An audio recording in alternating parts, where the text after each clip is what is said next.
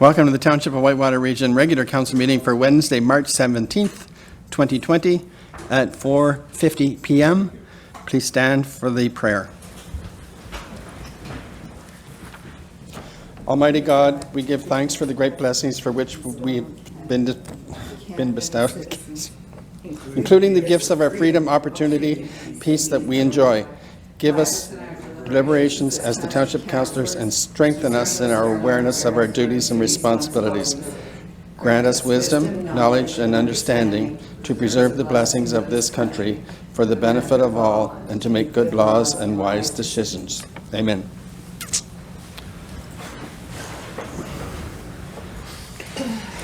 Thank you. At this time, I'll ask if there's any disclosure of interest for this evening.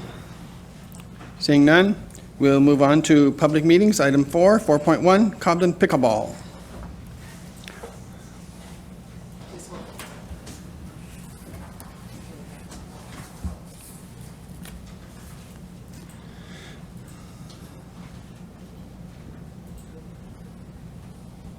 So, hi Kathy, can you hear us? Yeah, she can. Oh, hi Hi. Kathy. Hi, do you want to turn your video on? No, how do I do that? Oh. Okay, you don't worry about it. Mayor Moore, I don't know if you want to just introduce Kathy. Okay, this is Kathy McLaren, and this is the Tuesday-Thursday Pickleball Club from the Cobden Arena. So, Kathy, you have 10 minutes, and then we'll have a question and answer period, so please go ahead. Good evening. My name is Kathy McLaren, and I'm here to represent the Cobden Pickleball. First, I'd like to tell you a few facts about our group. We were introduced to pickleball approximately 10 years ago after some snowbirds started playing a game in Florida and brought it back to Renfrew County. We really enjoyed the game and have been hooked ever since. We have approximately 20 members from all around the area. Jerry McIntyre was instrumental in getting our court markings onto the rink surface and then upstairs in the hall when he realized we wanted to play all year. He also kept the lines well maintained since it is just tape applied to the floor. We have had a great relationship with the rink and Whitewater personnel. We are very appreciative and thankful for all their hard work. We have regulated ourselves as far as looking after our nets, which we own, keeping track of the times we played, collecting money from our players, making sure we left the rink or hall tidy after each session, and making sure we paid for the use of the facility. We have also been able to apply for a grant and have looked after this money to pay for rent and any other supplies we need. We want to continue to play in the daytime. Most of the other sites play in the evening. Our seniors like the fact that this gives them an activity to do during the daylight, making it safer for our seniors driving around. Our rent has been the same since we started playing, so we can understand that an increase might be due, but from $30 a session to $73.26 per hour upstairs and $50 an hour on the slab seems a bit outrageous. We use the facility at off-peak hours, and we feel we shouldn't be compared to other halls that are being rented for bigger events and during peak hours. We feel we certainly have not cost the municipality any unnecessary funds or expenses. We want to know where these outrageous rent prices came from. We have players playing at different venues around the county, and no one is paying these kinds of rates. Renfrew seniors play at the armories in the afternoon and are charged $2 per person, no matter how many players attend. Eganville was not charging their seniors anything to play. Westmeath on the slab were charging players $5 per player in the evening. Pembroke was also charging $5 per person in the evening as well. We would like to know what carpet bowling and shuffleboard players are paying. The benefits of playing pickleball. First of all, it's a vigorous exercise for seniors, more so than you get playing doing carpet bowling or shuffleboard. There's a socialization aspect. It's keeping seniors' minds and bodies active by teaching us new skills and keeping us moving. Also, it's a respite or relief for those who are caregivers. The benefits of having pickleball in Clompton are players stop for coffee or treats at the coffee shop, fill up with gas, pick up groceries, drop into the gift shop or the flower shop. It also brings players from different parts of the county into Clompton. We have players from Pembroke and Lake Doré. We have a few questions for council. What is Whitewater providing for seniors to stay healthy and physically fit? We want to know why the steep increase in rent when we are using the rake and haul at off-peak times. Clompton is becoming more of a seniors retirement community. Is pickleball not a great activity to advertise that it is available in Whitewater to help seniors to stay active? How can we get our concerns known to the seniors task force, since we were not informed of this big increase in rent until after the survey from the task force was submitted? So what can you do about this high rent? Finish off this evening, my fellow pickleball players would like to remind council of all volunteer hours that seniors provide this community, such as fairs, tourist booth, Taste of the Valley, local seniors' homes, etc. Thank you for listening to our concerns this evening, and I hope you will be able to address this matter and come to a satisfactory conclusion that everyone can live with. Thank you. Okay, thank you. Now we'll open up to the floor. Any councillors have any questions for Debbie? Councillor McLaughlin? I don't know if it's for Debbie or it's, or sorry, for Kathy? you Oh, mean? sorry. Did I say Debbie? Okay, Yeah. I meant Kathy. Sorry. If you didn't, Sorry, Kathy. then I do have bad hearing, but it's more toward, for clarification. I know we raised the rent for the hall. Is that correct, Jordan? Yes, that's correct. Yeah. And that was to put it in perspective with the agricultural center, isn't that right? Is that where this rate comes from? Yeah, that's correct. So that's deriving from that. So we've had several meetings with them, and one of the things was that the feedback that came back to us was that we were undermining them. So basically our rates were so low that we were competing with them. They're a not-for-profit organization. The other thing too was that historically the Clompton Rec Association used to communicate and talk to them when they were raising prices. So after speaking with them, they're already rating 65 plus HST, which comes out to the 73.45, and so that's where we brought up our price as well. Okay, because we used to, and I understand, and I was one that fought to keep it on par, and I believed in that. I don't want to because the ICOL has to, we can't be competing against, but this is a totally different in my thoughts, because it's a seniors, and it's an exercise class, and I sat in on that meeting today, and I thought, I knew this was coming up, so really, I think we need to somehow take and look at either day rates, which wouldn't interfere with the ICOL. Some way it has to be fair, and I'm in total support of giving a place for the seniors to exercise. So I personally, I think it needs to be looked at. I'll stop at that. I'll let some of the other councillors talk. Councillor Mackay. Kathy, how many people come to a game a normal day? This last while, we've been having at least 10 people. Okay, so if they're $5 would be $50, right? Yeah. That's for an hour. Yeah. But we were playing for 2 hours. Well, I just saying, you told us that the Pembroke I think, and rent charge is $5 a head. Yes. Okay. So yeah, like $5 a head we could live with.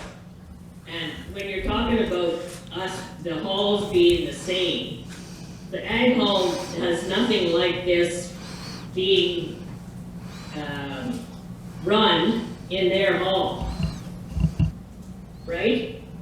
All their events are for big events that are weddings or stag and does or those kind of things. They don't have anything like this being run at their halls. No, the only one to compare to is Westmeath, and it's $5 a head. That's right. Yep. Understand, Councillor Mackay? Okay, I think it's Great. probably a good price. okay. Thank you. Councillor Nicholson? Kathy, thanks so much for the presentation, and I just so you're aware, I'm also the chair of the Seniors Task Force, so your presentation has taken a board from that perspective, and I'm also heavily involved in the Westmeath Pickleball Club. I help them do their grant applications in order to subsidize it so they can charge $5 a head. I know that we have the same grant supports through the township, and I agree with Councillor McLaughlin, we need to subsidize certain activities, but we have that mechanism. I know you guys have applied for grants in the past. Are you saying that that's not sufficient to subsidize the activities of the pickleball club here in Cobden? Well, it definitely isn't if we're going to be charged, what is it, $73 an hour. Like, it's only $1,000, the grant. So that doesn't go very far. And we were playing twice a week, and that's the way the seniors would like to play, would be twice a week because it's more exercise. They really look forward to coming out, but we've cut it back to once a week because like the $1,000 is not going to last for any amount of time. I know Westmeath had the same challenge when we were renting the school. They had to reduce too because of the cost of the school board charges for the use of the facilities. The only recommendation I can make to the other councillors is that maybe that committee that does the grant allocation can look at that, and maybe this can help influence how that grant money is allocated to support specific activities. I know there are other seniors activities such as the Fun and Fit and Alive program run by the Community Health Center that also looks for subsidization for the exact same reasons. I think that committee might be a way to be able to prioritize how we subsidize senior activity. And we don't mind paying $5 a person for our sessions. We are quite happy to pay that kind of amount. But like this price is ridiculous. It just might have to be an exercise in some math to figure out how much money we need to subsidize and how much activity we can do with the grant that we can allocate. But that was all my questions, Mayor. Thanks. Okay, so, sorry. With that statement then, we would have to know from the pickleball club on an annual basis whether they want to use 1 week or two, whether they want to use 1 hour or 2 hours per time, and we would need a schedule of amount of dollars then when it comes to the outtakes twice a year. So, Councillor Jackson? Would they not provide that when applying for the grant? They actually have to apply for the grant, we just don't give it out. I've never seen the paperwork, I just know who's applying. Yeah, so. no, there has to be an application that's submitted on behalf of their group, so I would recommend that. But at some point, I'd like to understand the Westmeath Hall as well. Who runs it, who pays for it, all the expenses, the maintenance and all of that. But in this case, pickleball in Westmeath Yes. uses the ice surface, they don't use the, Oh, they don't use the hall. So why is it only $5 a head then in Westmeath? I can't answer that. The participation is much bigger. I think there's 80. But we don't that run the belong to the club. Cobden one either. We don't run it, but we have our rentals for the cost. Like, do we not rent out the ice surface in Westmeath? Yes, we do. The one thing I would And just it's point the out is same that we don't fees? run any of these programs, so. No, exactly. In Westmeath, the organizers charge the people $5. We rent out the space as we would rent the space here, but the organizers figure out how to recoup the cost from their members, and they charge $5. I'm assuming in the other municipal examples, the towns might be running a program, not just leasing space, we don't run programs. So that would be a change for us. I should just point out that the next intake of the grant, we have another $5,000 available, is September 1st. So for the, there's additional funds available through the recreation grant. And those were just we're not in control of what the WDRA or the Pickle Club in Westmeath, what they charge the people who use that. They've determined that's how they recuperate their costs. We're not involved at all in that model at all. But the rental of the ice service is consistent with the rental anywhere else in Beachburg or Cobden. Slab rental is slab rental. In Westmeath, the hall's not used for pickleball, but we don't run the hall. The WDRA runs the hall. But the slab rental is the slab rental. We've unified costs. No, I understand. Yeah. I totally understand that we do not run any programs in our municipality for anything. It's associations. It's the Muskrat Hockey Yeah. Association runs hockey, blah, blah, blah. But is what I'm getting at. As long as they're being charged the proper rate, that's all I want to make sure is that everybody's on equal footing here. The slab rentals are the same through the 3 facilities. And they're at $50 an hour. And the only hall that we operate is the Cobden Hall. And so, as Jordan noted, we got in trouble when we was charged less, and that came up. But again, council determines fees that you want to charge. But the slab rentals are the same. We do not run the hall, so we don't have the expenses of the hall in Westmeath, and we don't have the revenue. So we don't coordinate it in any kind of way. But the slab rentals we do, and they're all the same. Do we have an agreement to that effect? I know this is off topic, but we should have. I know we were working our way through all the agreements, the leases and stuff, and I think WDRA, the agreements to come to council. So I know that there's conversations on that to solidify that. There's also the same for ball diamonds, where in Cobden we run the ball diamond, but we don't Foresters Fall. Some places we pay for the lights, other places we don't. So some of that came in the Parks and Rec operational review that Jordan's going to report back on in Q3. Awesome. Okay, sorry for all of that, but yeah, I agree that they can apply for the grant, and perhaps somebody can forward to them the grant application. Well, we have been applying for the grant every year. We have the paperwork, we've been applying for the grant. I think this is the 3rd year that we got the grant for $1,000. And we have been using it to pretty much pay for our facility. We just never had this kind of a cost to pay for before. So $1,000 grant, spring and fall, is not covering your costs for 1 hour or 2 hours? We've only got $1,000 once a year, not twice a year. Okay, all right. No, it's available twice a year? Not twice a year. It's available in spring and available in the fall or September. Okay, I think we only knew that you could apply in September. Okay, my apologies for that. I don't know how that happened, but Councillor McLaughlin, you got a question? Once again, I'm going through my mind is this hall rental, and I wonder, because it's not peak time, could we maybe have a look at the cost of the rental of the hall for different time slots? Like, and I'm thinking from Monday to Friday during the day would be, you could have one rate, and then in the evenings and on the weekends would have a different rate. It's only a suggestion. I don't know. I guess it would have to be put on the agenda if So are you looking just for healthy items and exercise items, et cetera? So we're not interfering with hockey rentals, et cetera? So. Well, yeah, I don't want to be interfering with our lower cost and with the I hall or any of the other halls. I'm just thinking that it's not peak hours. It's not a time that the hall is going to be in demand.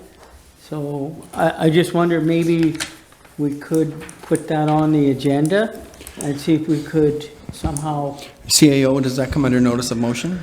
What I could suggest, Mr. Mayor, is we just received the operational review for Parks and Rec, and it talked about usage and times and stuff, and Jordan's doing a follow-up report for the third quarter.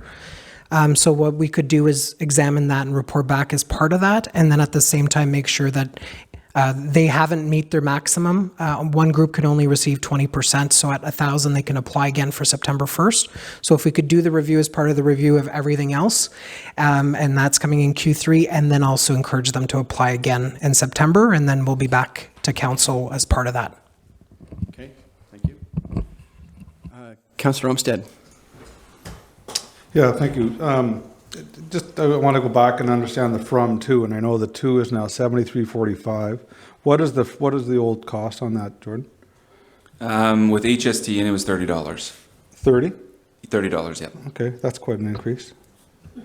Okay, I get it. And just some quick math. At 1 hour a week, Kathy, I think you said you get about 10 players per game out. There's $50. So it looks like that one grant of $1,000 would do for one time a year. My math says you would need about $1,172 if you're doing 1 hour a week.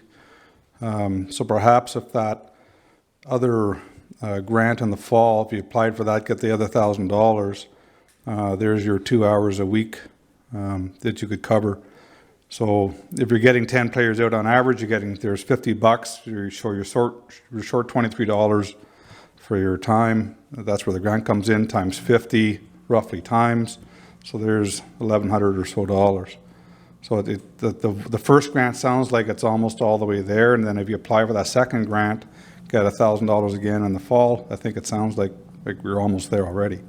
Without having to, sorry? Yep. That's only giving us 2 hours a week, where we were playing 4 hours a week. Well, we were playing an hour and a half, so I went about 3 hours a week before. Right, yeah, I'm just going by what you were saying earlier, but right now you're doing 1 hour a week.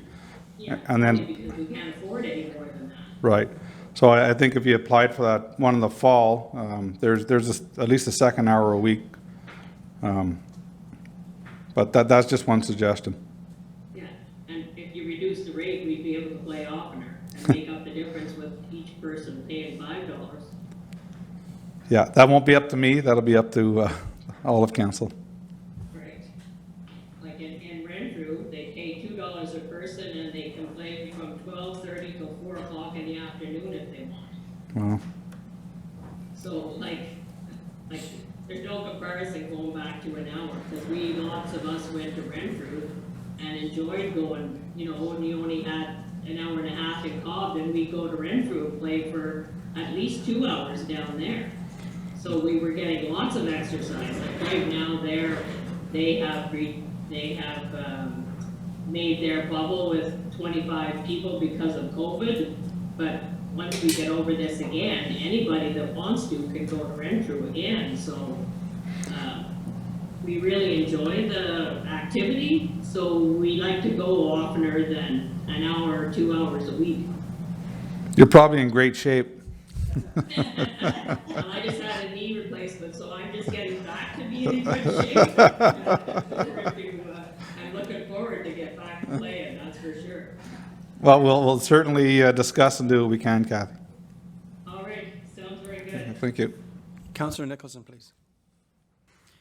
I just wanted to encourage, when we do take a look at this, and the staff do, I like the CAO's proposal to have some stuff is that we also have to remember, we want to encourage fitness and activity levels across the township. Of course, I want to support Cobden Pickleball Club, but like I said, we have the Westmeath Pickleball Club, we have the Fit, Fun and Alive, and I just want to make sure that we maximize the tax dollars invested in seniors' fitness and activity for everybody's use. However we achieve that, whether it's a rate review or whatever that committee wants to take a look at, I would just encourage that we look at it holistically in terms of how we want to support the township. Thanks, Mayor. Okay, thank you. So my question goes to Jordan then. Is this the only group that rents Monday to Friday? Right now with COVID, yes. So we do have another user in there, the Fun Fit Fully and Alive. They play on the opposite days of pickleball. But they will be charged the same rate? They'd be charged the same rate, yes. Okay, and do they apply for funding? They do, yes. And they have received some in the past as well. All right, so it's not just one group we're talking about, it's two, okay.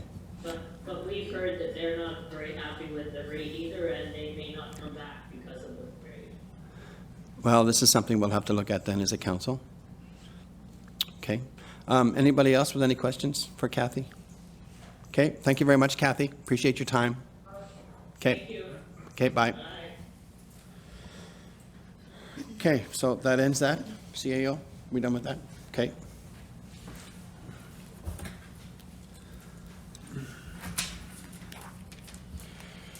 Now we're moving on to announcements. Reeve Rigier, please. Thank you, Mayor. So I have a few that developments that came out from a development property meeting yesterday. So happy to announce that Whitewater Region will be hopefully granted delegation of authority by the end of the month. It will come back to County Council. It was passed yesterday at Property and Development.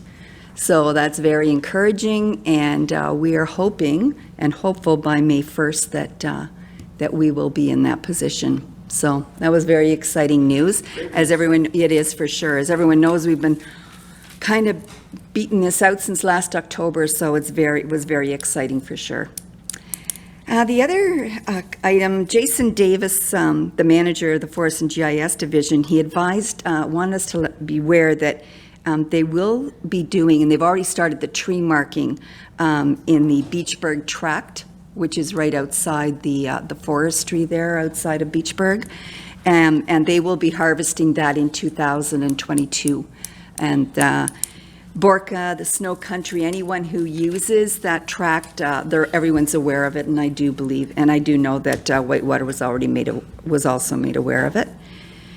And there is a federal government program that's being launched called Growing Canada's Forest Program. And what they're trying to do is, or what they want to do is, they want to plant 2 billion trees with this program.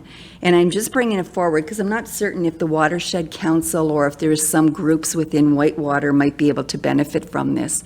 And if there is, I'll certainly get that information to anybody who wants it. Yeah, it should go to the watershed. Yeah, so I can certainly forward that. And the final thing yesterday at DMP, it looks like the Algonquin Trail will probably be, we'll be going forward with the stone dusting from Cobden right through to Chalk River. Chalk River?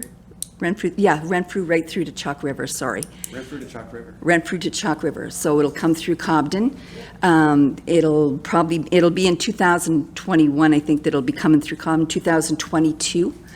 And so it's a big undertaking. It's a $2 million investment that we're doing right now over the next year at the county. So, and then that phase will bring us through, and then there's still 2 more phases that still have to come from Chalk River through to Stonecliff, and then Stonecliff through to the boundary. So that will be 2004, 2005. Anyway, it was good news, and this trail is being well used, and so it was definitely exciting to have that. And once again, it will come back for finalization at county at the end of the month. And that would be part of their working budget. Pardon me? It would be part of their working budget. Yeah, that was part, yeah. And that is it for me. Thank you very much. Okay, thank you. Councillor Olmsted? Do you really want me to follow up after that? No, I really don't have anything other than to say Happy St. Paddy's Day. Thank you. Happy St. Paddy's Day to you. Councillor McLaughlin? Just that the Whitewater Library Board are having a raffle on the 3rd of April. And unfortunately, my wife did not give me tickets tonight. But the tickets are 3 for $5. So anybody looking for tickets, the libraries have them. The library board members all have them, and I'm sure I will be getting some. And also, I'd like to say thank you to all council for supporting the raffle. Okay, thank you. Councillor Mackay? Not at this time. Thank you. Councillor Jackson? Nothing at this time. Councillor Nicholson? Yep. 3 this time. The first of all, just a quick one. The WDRA is doing its first takeout meal since COVID started, and it's this Saturday. However, if you didn't sign up for it already, it's not available. So I pity you who have not signed up, because I'm making dinner Saturday night at my house. So anyway, that's just good news to see that one of the community associations is starting to make some headway, trying to figure out a new type of business in this COVID environment. So point number one. Second one is just the seniors task force had a forum today, a public forum to review our needs analysis of our age-friendly community plan. And it was about 2 hours. It was all done up and organized by our consultants. They did an excellent job. I think the Reeve, the Mayor, and Councillor McLaughlin were available for it, so thank you for attending. And I know the other ones had other commitments, but it will come to council now for everybody to review at some point in time in the future. I'm not sure when CAO will book it, but it's great to see that we're identifying needs. They're pretty consistent across the different residents across Whitewater and the service providers. So I'm hopeful that we'll be able to get attention of things like fitness and activity levels for seniors and how do we support them, and come up with some strategies to do that. So it kind of ties in with our delegation today. And the third announcement has to do with cell phone connectivity. So EORN, which is the Eastern Ontario Region Network, has just announced that they are going to make a formal announcement this Friday at 11:30 about cellular connectivity. And for those that aren't tracking, they have just tendered and have selected their contractor to put in cell towers all across Eastern Ontario, and their intent is to provide 99% of the population with coverage. So I'm very eager to see what that 99% looks like, if it's all in Whitewater or not. Hopefully we're not that 1%. But we should know about 11:30 on Friday, and have some good news there. So it's a great step forward from our cellular connectivity perspective. I just like to see how it materializes. Thank you. Okay, thank you. That will be interesting to see how that goes. I only have one thing, and I want to say thank you to the Public Works. I know last Thursday and Friday we had tremendous flooding all of a sudden. We had a quick melt and lost 2 feet of snow in 20 minutes. I know there was a lot of calls, and I'd just like to say thank you for their dedicated work. Moving on to reports. Number 6.1, 2020 Annual Water Report. We go to Steve. Oh, we need a motion and a seconder. Oh, okay. Councillor Mackay and Councillor Jackson. Thank you. Now we go to Steve. Sorry, can I interrupt real quick? Sorry, Mayor, I can't see you. Do you want to read the recommendation? Sure. Okay, it's been a while since we've had a meeting. It's been almost 2 weeks. Send me home. Send me home. Recommendation that the Council of the Township of Whitewater Region approve the single source award. No, I'm 6.2, sorry, 6.1. Recommendation that the Council of the Township of Whitewater Region adopt the 2020 annual reports for the following drinking water systems. 1, Beachburg Drinking Water System. 2, Cobden Drinking Water System. And 3, Haley Drinking Water System. Motion and seconder, please. Councillor Mackay and Councillor Jackson. Now we go to Steve. Thank you, Mayor.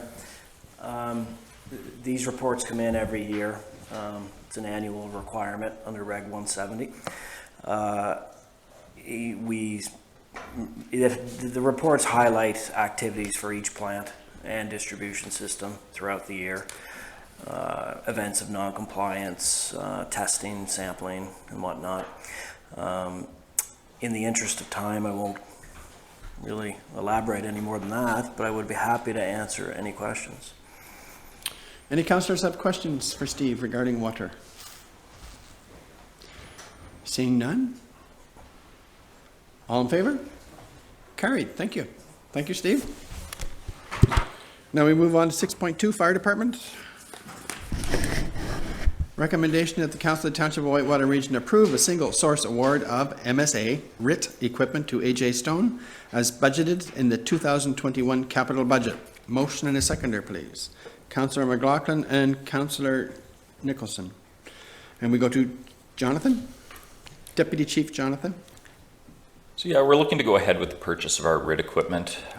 It's what we require if we have a firefighter that's lost or trapped or in some kind of medical distress. It's the equipment we use to go in, rescue them, provide them with some auxiliary air, and then remove them from the scene. So there's a couple items. The rescue air system, that's what we would actually connect to the firefighter and bring them out. And then 2 additional SCBA just as somewhat spares, because when ours go down right now, we're actually below complement. We don't have any spare ones. There's a few other items that will be purchased later on, just miscellaneous items, but the air equipment's kind of the big portion of this purchase. And just so council knows, MSA is the company that makes these, and it is a brand name, MSA. Okay.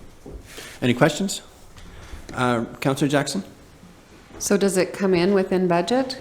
It doesn't really say that. Yes, it does. I believe it's 32,000 Okay. was the capital for that. Was the budget, yeah. So what is the cost that it comes in at?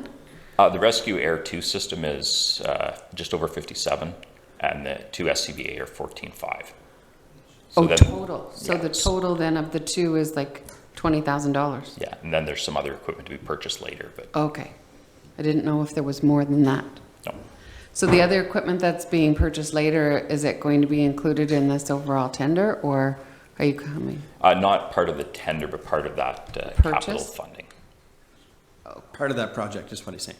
Okay, so are we we're gonna get a report then on what's coming? Or is it just gonna be slid in?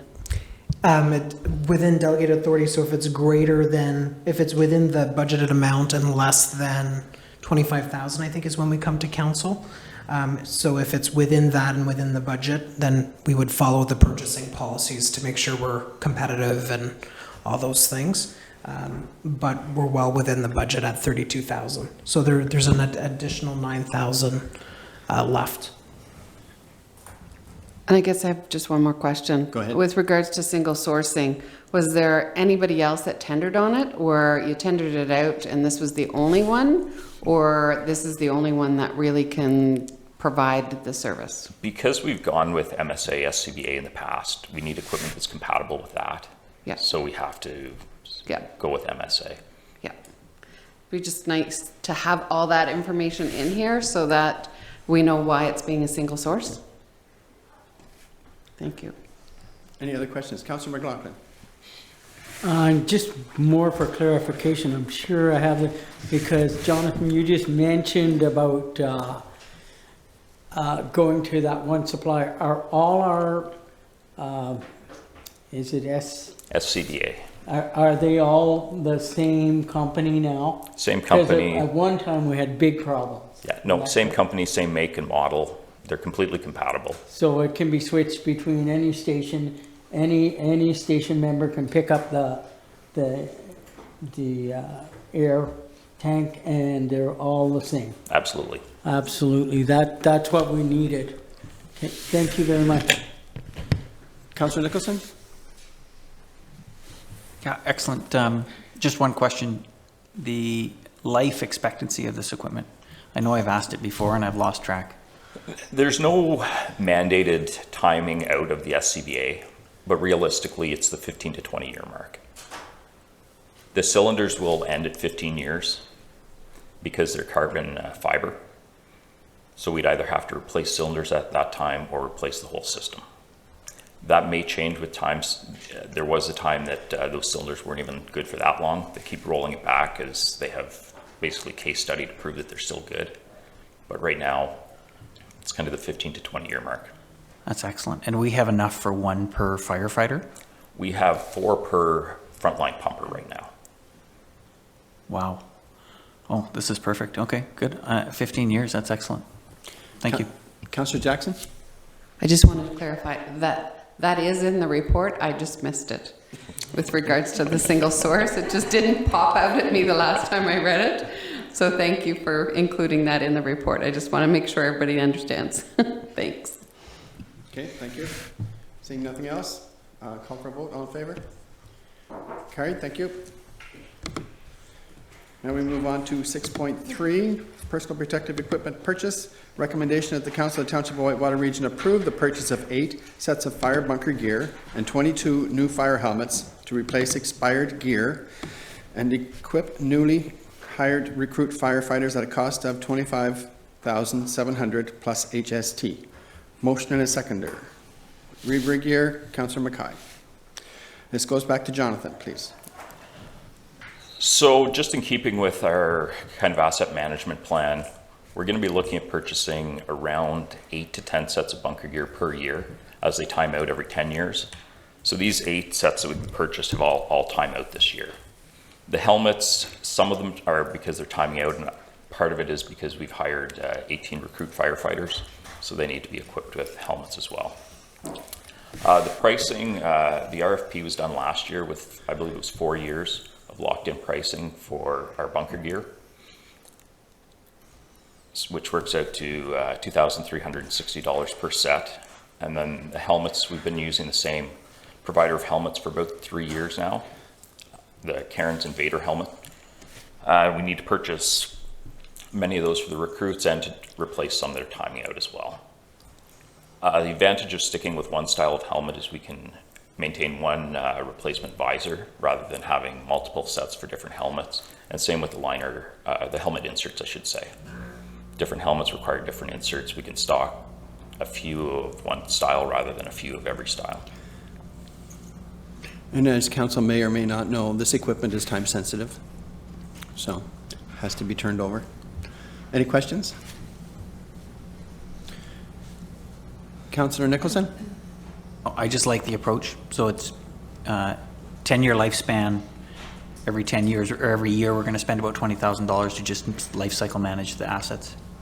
Yeah, there could be some years where we wouldn't require that just based on bulk purchases in the past, but if you just look at it solely from a number standpoint, it's going to be 8 to 10 every year. That's perfect. Yeah, I like that approach. Thank you. And use and cleaning, et cetera, all comes into play. Councillor Mackay? If these helmets aren't used, do they still have to be done in 10 years? Yeah. Time sensitive. Yeah. Okay. They can sit on a shelf for 10 years and they're no good after the 10 years. Okay. Thank you. It's not even an in-date service, it's manufacturer's date. Yep. Councillor McLaughlin? Once again, this is just a question, Jonathan, but does every new hiree get a set of bunker gear? They get a set of bunker gear, but typically it's not new. None of the bunker gear we're purchasing is for them. They're all getting stuff that fits them. This is just to replace gear that's timed out.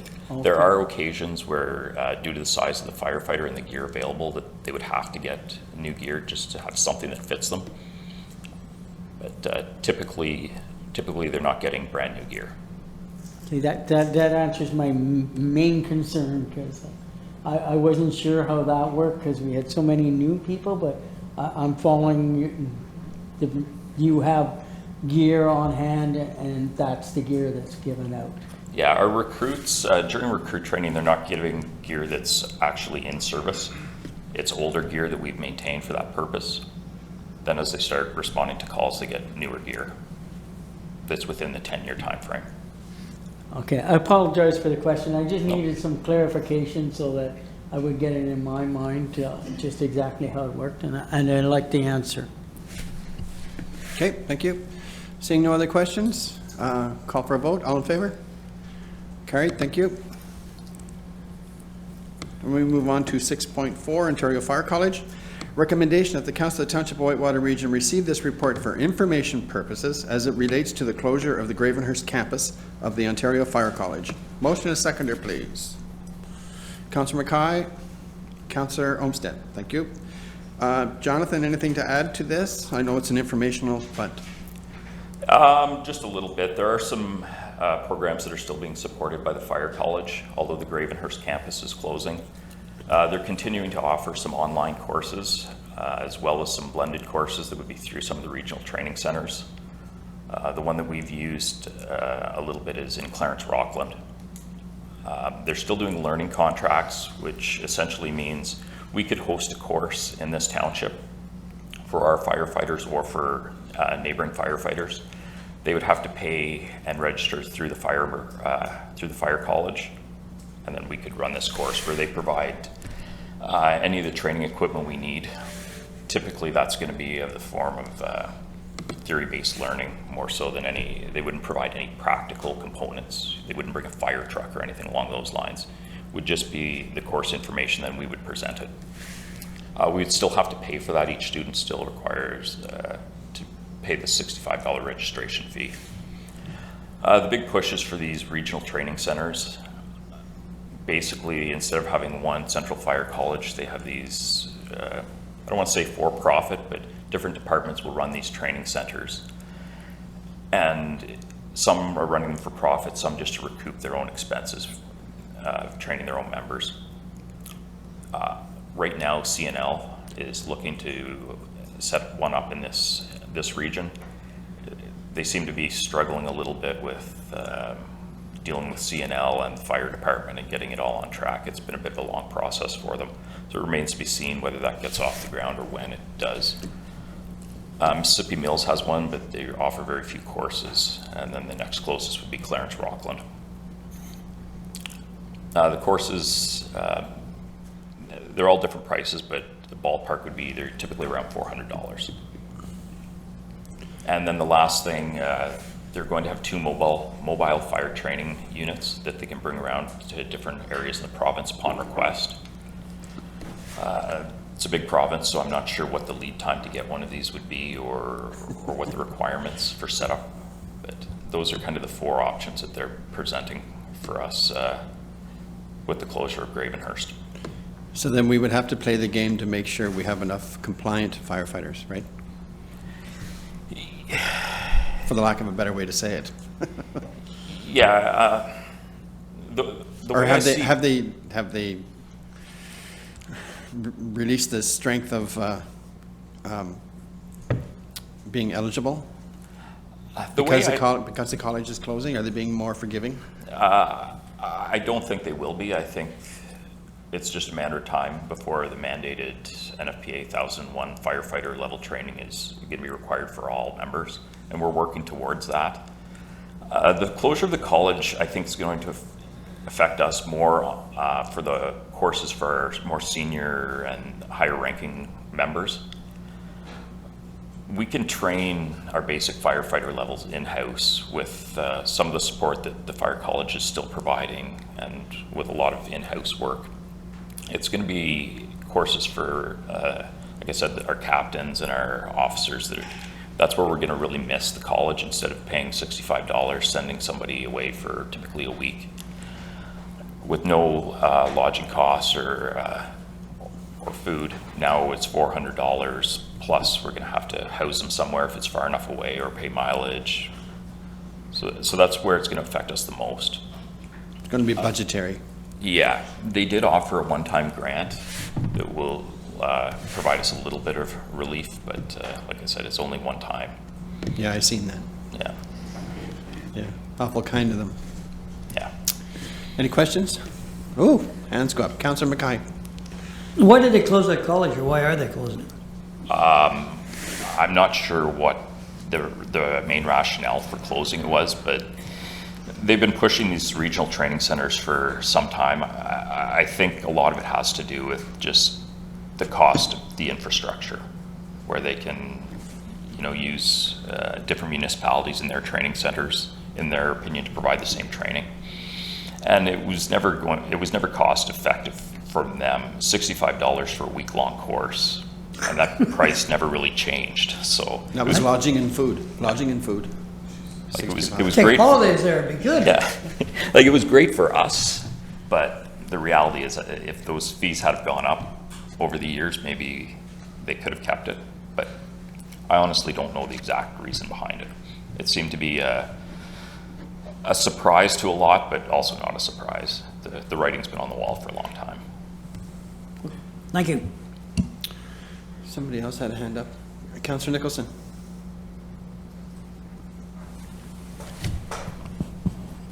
Yeah, Jonathan, training is always going to be a need for us. And if we have to ship firefighters away for that training, we're talking about a pretty large, substantial increase in budget. Yeah, there's really no way that we can ship our firefighters away to get their firefighter training. There's no way that we can ever afford to do that. We have to find a way to do it in-house. And I know we've talked about this before, but is there a way for us to manage that training if we had a training ground internal to Whitewater Region?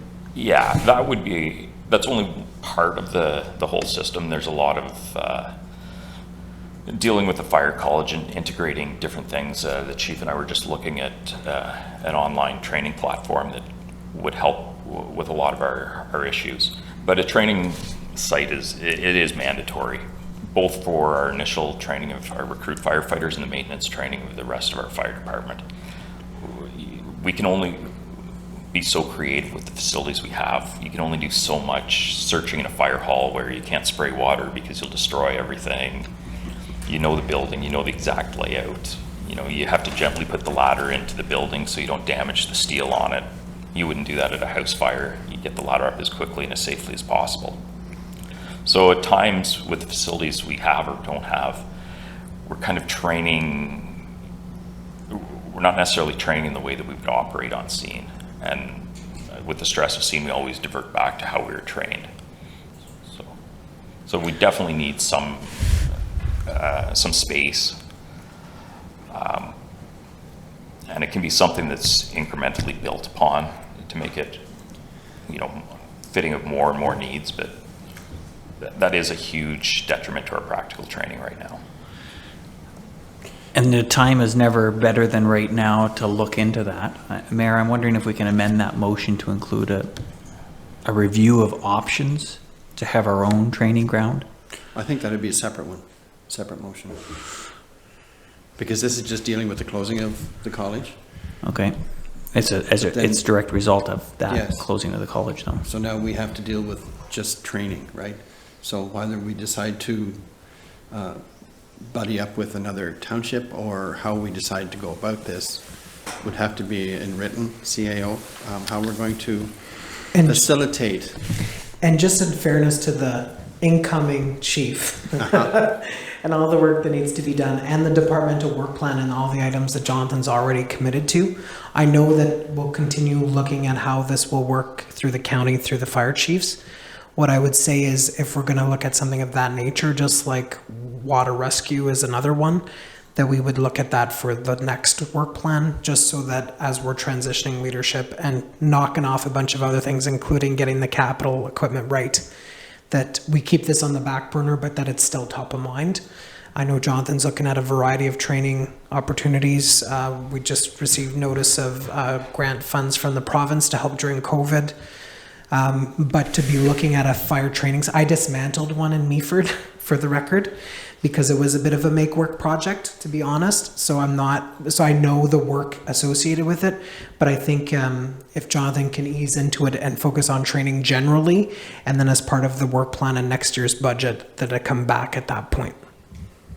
So I guess the next question to Jonathan or Guy, has the county chiefs actually met on this and decided how they were going to proceed or not yet?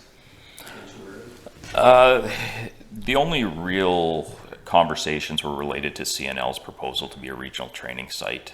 And to be honest, there's not a lot of detail out yet. Okay. We still have to train our firefighters. We have to have them online. We can't be getting short on firefighters, so. Yeah, And we're not alone. There's other municipalities in the same boat, so. Yeah, and CNL, it would be much like Gravenhurst in the sense that it would fill a certain gap, but it still doesn't fill the day-to-day maintenance needs, because we can't be going up there every Wednesday night to train. You know, it's not financially feasible and not realistic in any way. Well, and there's only so many weekends that perhaps you could take part, because you don't want everybody taking days off. Some can't take time off from work, so. Okay, any other questions? Sorry, just to follow up. So the plan is to then review this as part of budget planning for next year. Is that right, CAO? Well, as Jonathan said, as more information comes to the fore from the province, as the fire chiefs continue to meet, something might develop over the course of 2021. But I think we would look at, there's other ways to do this, and I think Jonathan's and the team is looking at that. And if it would be a training center, that would have to be a budget consideration for sure. I just don't want to lose sight of it, just because if we don't make a decision on it, we're still paying operating costs through the roof. And if we don't acknowledge that, as long as we say, yeah, we're going to pay whatever it costs to train our firefighters, so be it. We can eat that for a year, but I'd rather do that as a deliberate decision and then compare it to other alternatives. But we can do that later. I'm good with that. I just don't want to lose sight of the increase in the costs that are coming. Yeah, and it's good to remember too, there's a training site and a training center are a little different. If we just have a space where we can go and work and do our thing, that's a lot less taxing on our resources than running a center where we're bringing people in and trying to probably make money or at least offset costs and running a lot of theory courses. Somewhere where we can go spray water, put ladders up, do the hands-on training without fear of either annoying the neighbors or damaging buildings. Okay, it'll all come out in the wash. Councillor Jackson? I was just going to suggest that, every municipality is dealing with the same issue. It's not just a single one. And we have to give the fire chiefs enough time to process and see what's coming up. But as well, I think the deputy fire chief indicated that they're able to in-house train except for the senior officers. So it's not like the new firefighters coming in are not receiving the proper training. It's for the senior officers that want to get more training that could be problematic. So it's not an urgent matter, is what I want to bring to everybody's attention. This is for information only, and I think once all the municipalities in Renfrew County, and including probably other areas as well, including Ottawa, who knows what's going to be offered anywhere, but I would not suggest by any means that we become a training center. It's going to be too costly. For sure. Any other questions? Seeing none, all in favor? Carried, thank you. Thank you, Jonathan and Guy. Now, there was one other thing in information at the back, if anybody's seen it. It's last year's report, this year's report of last year's responses. So if anybody has any questions, they can forward it to Jonathan or Guy. It's in the correspondence, actually.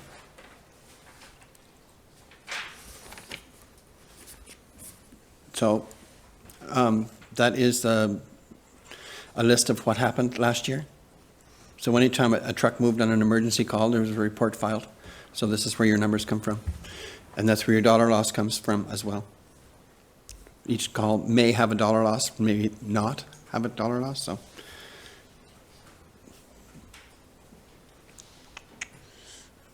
Okay, seeing none, then thank you to Guy and Jonathan. If we have any questions on that latter, we will let you know.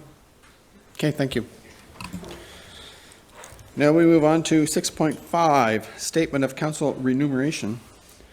Recommendation that the Council of the Township of Whitewater Region receive the 2020 Statement of Council Remuneration prepared by the Treasurer and dated March 17th, 2021. Motion and a seconder, please. Councillor Mackay and Councillor Olmsted. And this goes to Sean.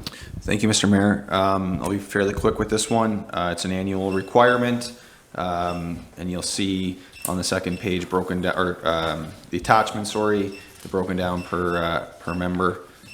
With that, I'll turn it back if there's any questions.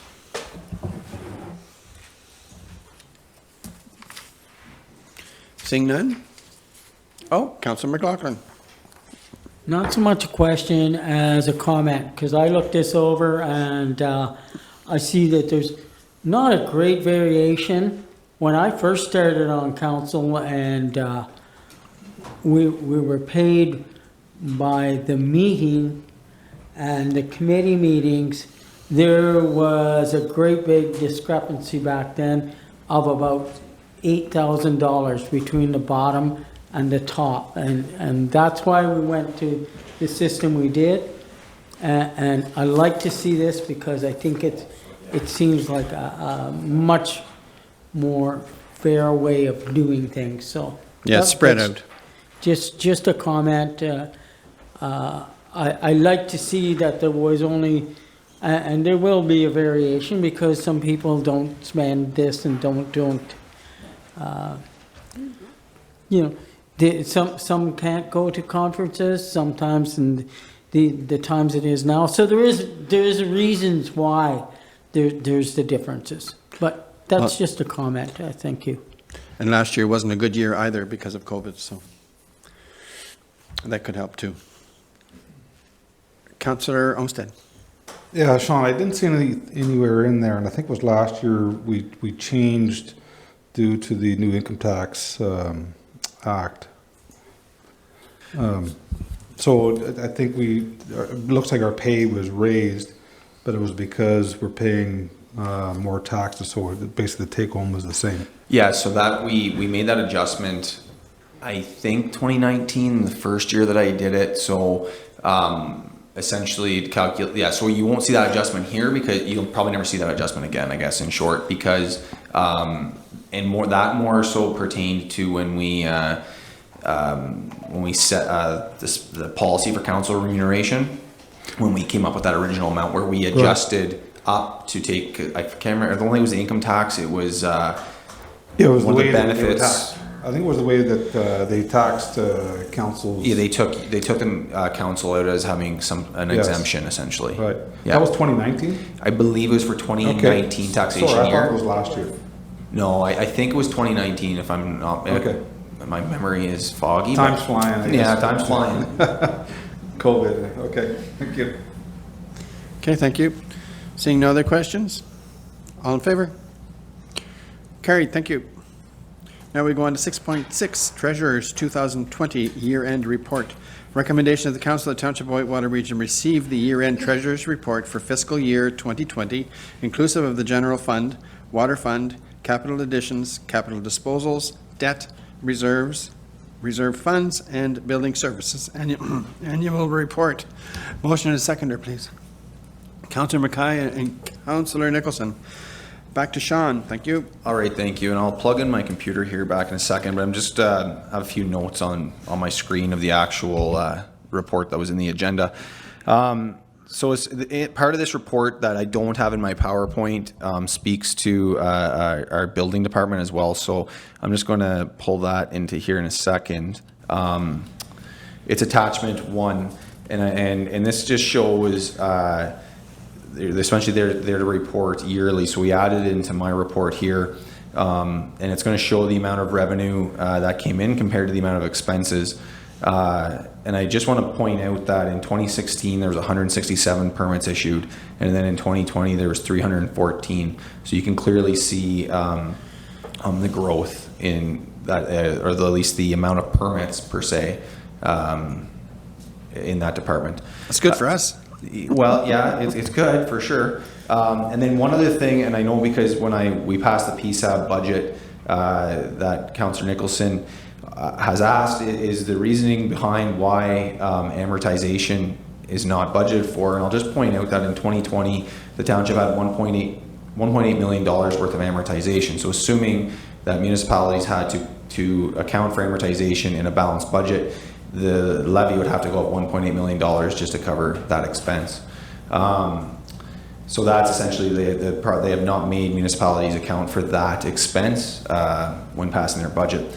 And just real quickly before I get to the PowerPoint is under financial implications, the general fund, when all was said and done, was in a $52,000 surplus, and that was transferred to the working capital reserve. The water fund ended up coming into a $25,000 deficit. However, I will say that part of the budget was to transfer $57,000 to reserve, which we did early in the year. And so technically the net deficit transfer to the water reserve was $31,000. So typically what's happened in the past is it waited to the end of the year to transfer money to reserve based on the budget to see where we were at. I went ahead at the start of the year and did that.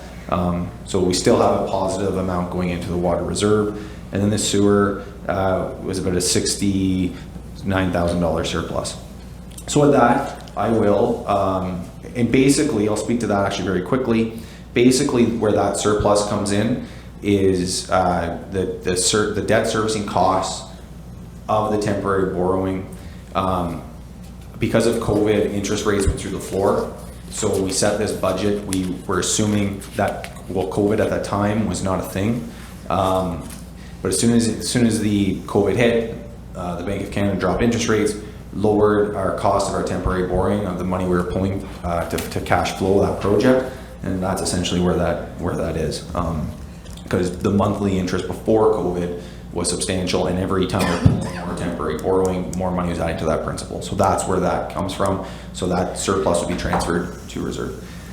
With that, I'll just go through the PowerPoint that created. Hopefully it comes up here on the screen. I'm just going to pull this a little closer.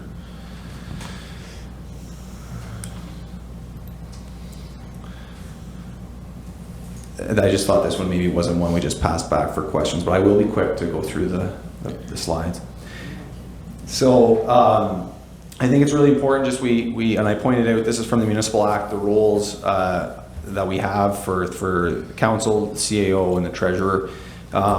This isn't obviously all the roles, but for council, that pertains to my neck of the woods, and for this presentation, council develops the policies and programs of the municipality, determines service level, and then a big point is to maintain the financial integrity. The CAO exercise general control and management of the affairs of the municipality, and then the treasurer responsible for handling all the financial affairs and provide the council with such information with respect to the financial affairs of the municipality as it requires or requests.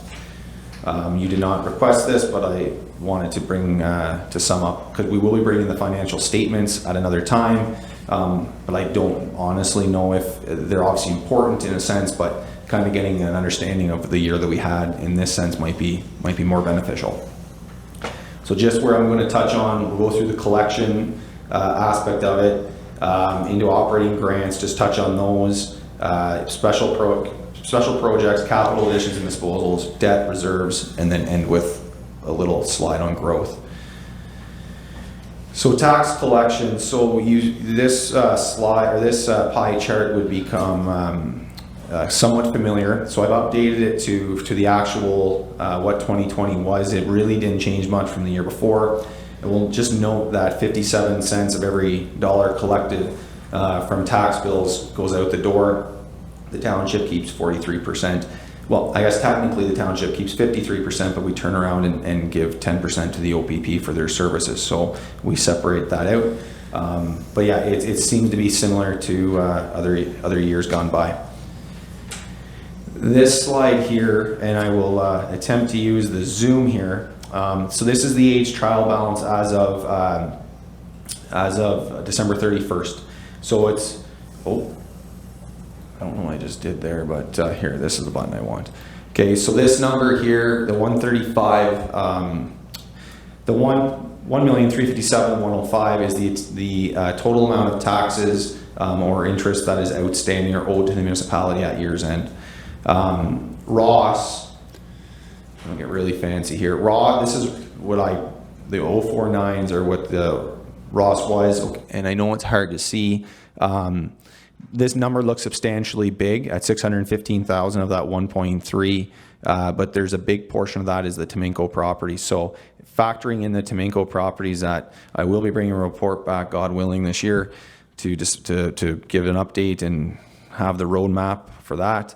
But if we factored those out, Ross would account for about 11% of arrears. Temenko is about 34%. The 051s, that's Cobden, make up about 11%. Westmeath, the 058s, make up about 37%. And then Beachburg makes up about 6%, and those are the 059s. Now, I will say that there might be some properties, I don't have a map that has exactly where these borders are, so I've used what I have found to be what the old roll numbers were and what they came in to be at amalgamation. So it's my best guess, and it's probably fairly accurate. What's important though is in talking about collection is as of December 31st, 2020, 94 properties fell into the two-year.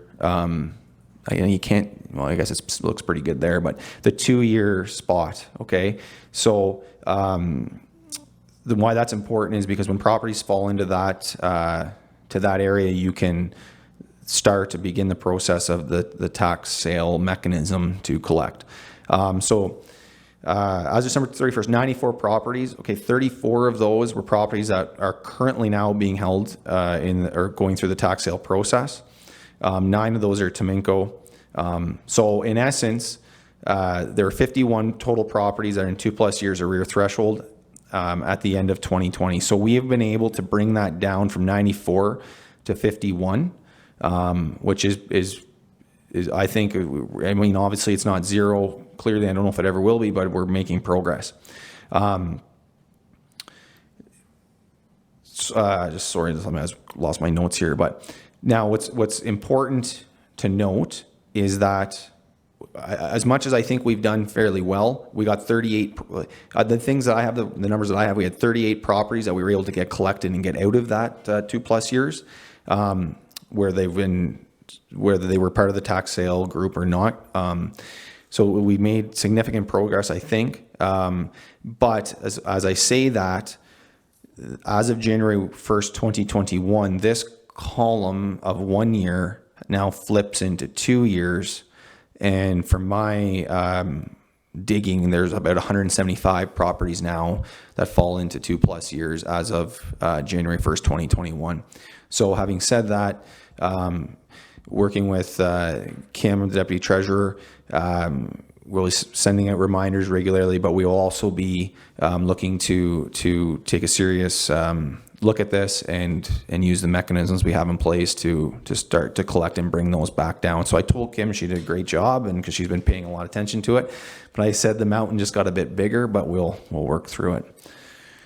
So I'll move to the next slide. So that's tax, and then if you're looking out of curiosity why that's a negative, those would be properties that we have that are on our PAP program and that have essentially in a credit balance, and that could also be for adjustments that properties have had for whatever reason, where they haven't their property change classifications, they were in a credit and they didn't cash. They're leaving that on the property. True. Mortgage is true. Yes.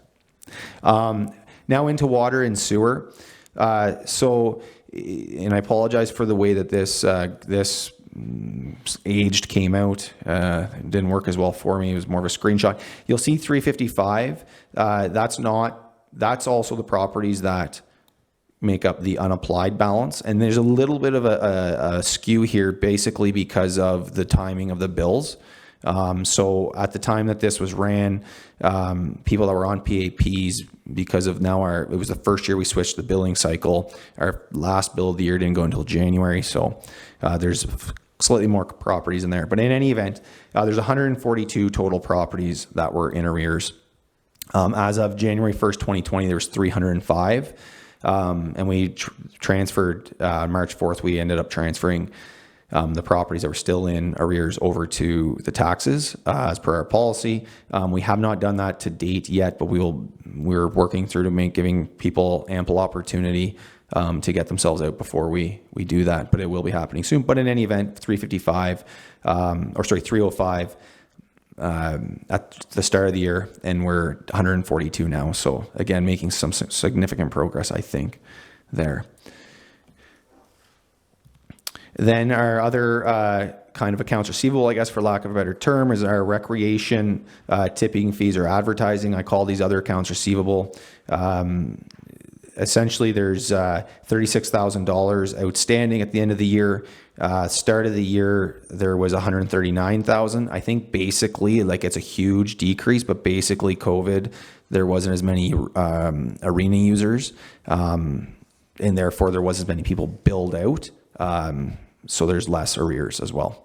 So, but anyway, it's a good number to have here. I think have done a decent job collecting and staying on top of that, which helps our cash flow. Into our operating grants, we had OMPF of 1.1 million, which we received and we used very diligently.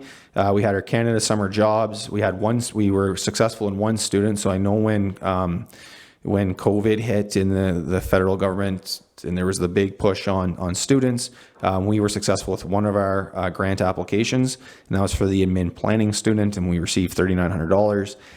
The big one, though, that really that is significant and had a positive effect, obviously, was the Ontario Safe Restart funds.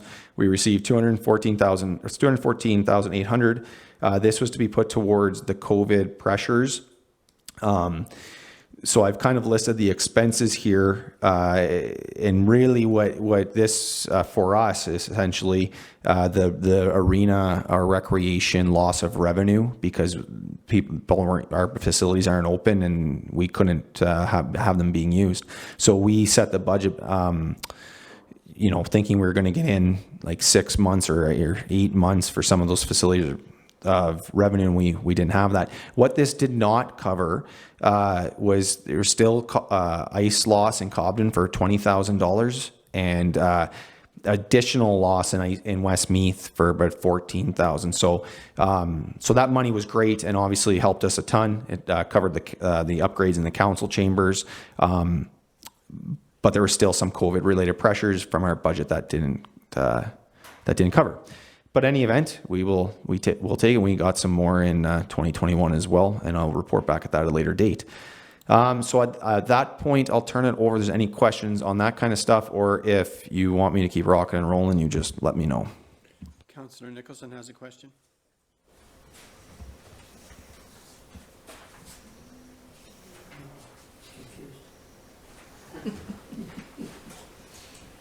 I was saving them up, Sean. No, just back to your taxes outstanding as of 12/31/2020. Yeah.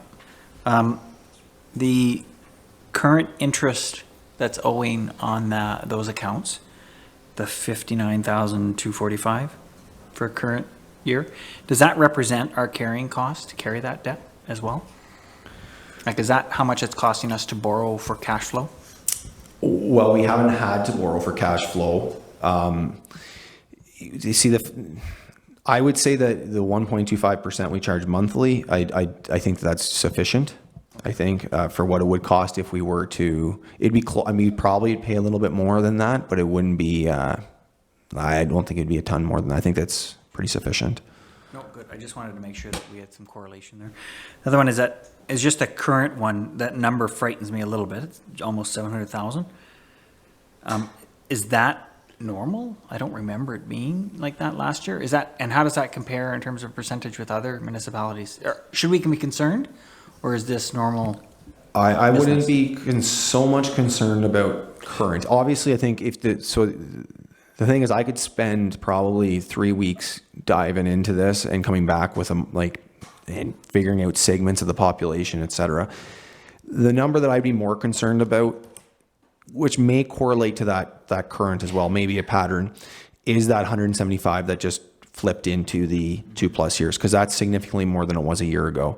The reason I say don't get too concerned with the 697 is we still have that albatross Temenko that's taking up a large chunk. I think if we didn't have Temenko on this, that's 34% of the arrears total. That is a huge amount.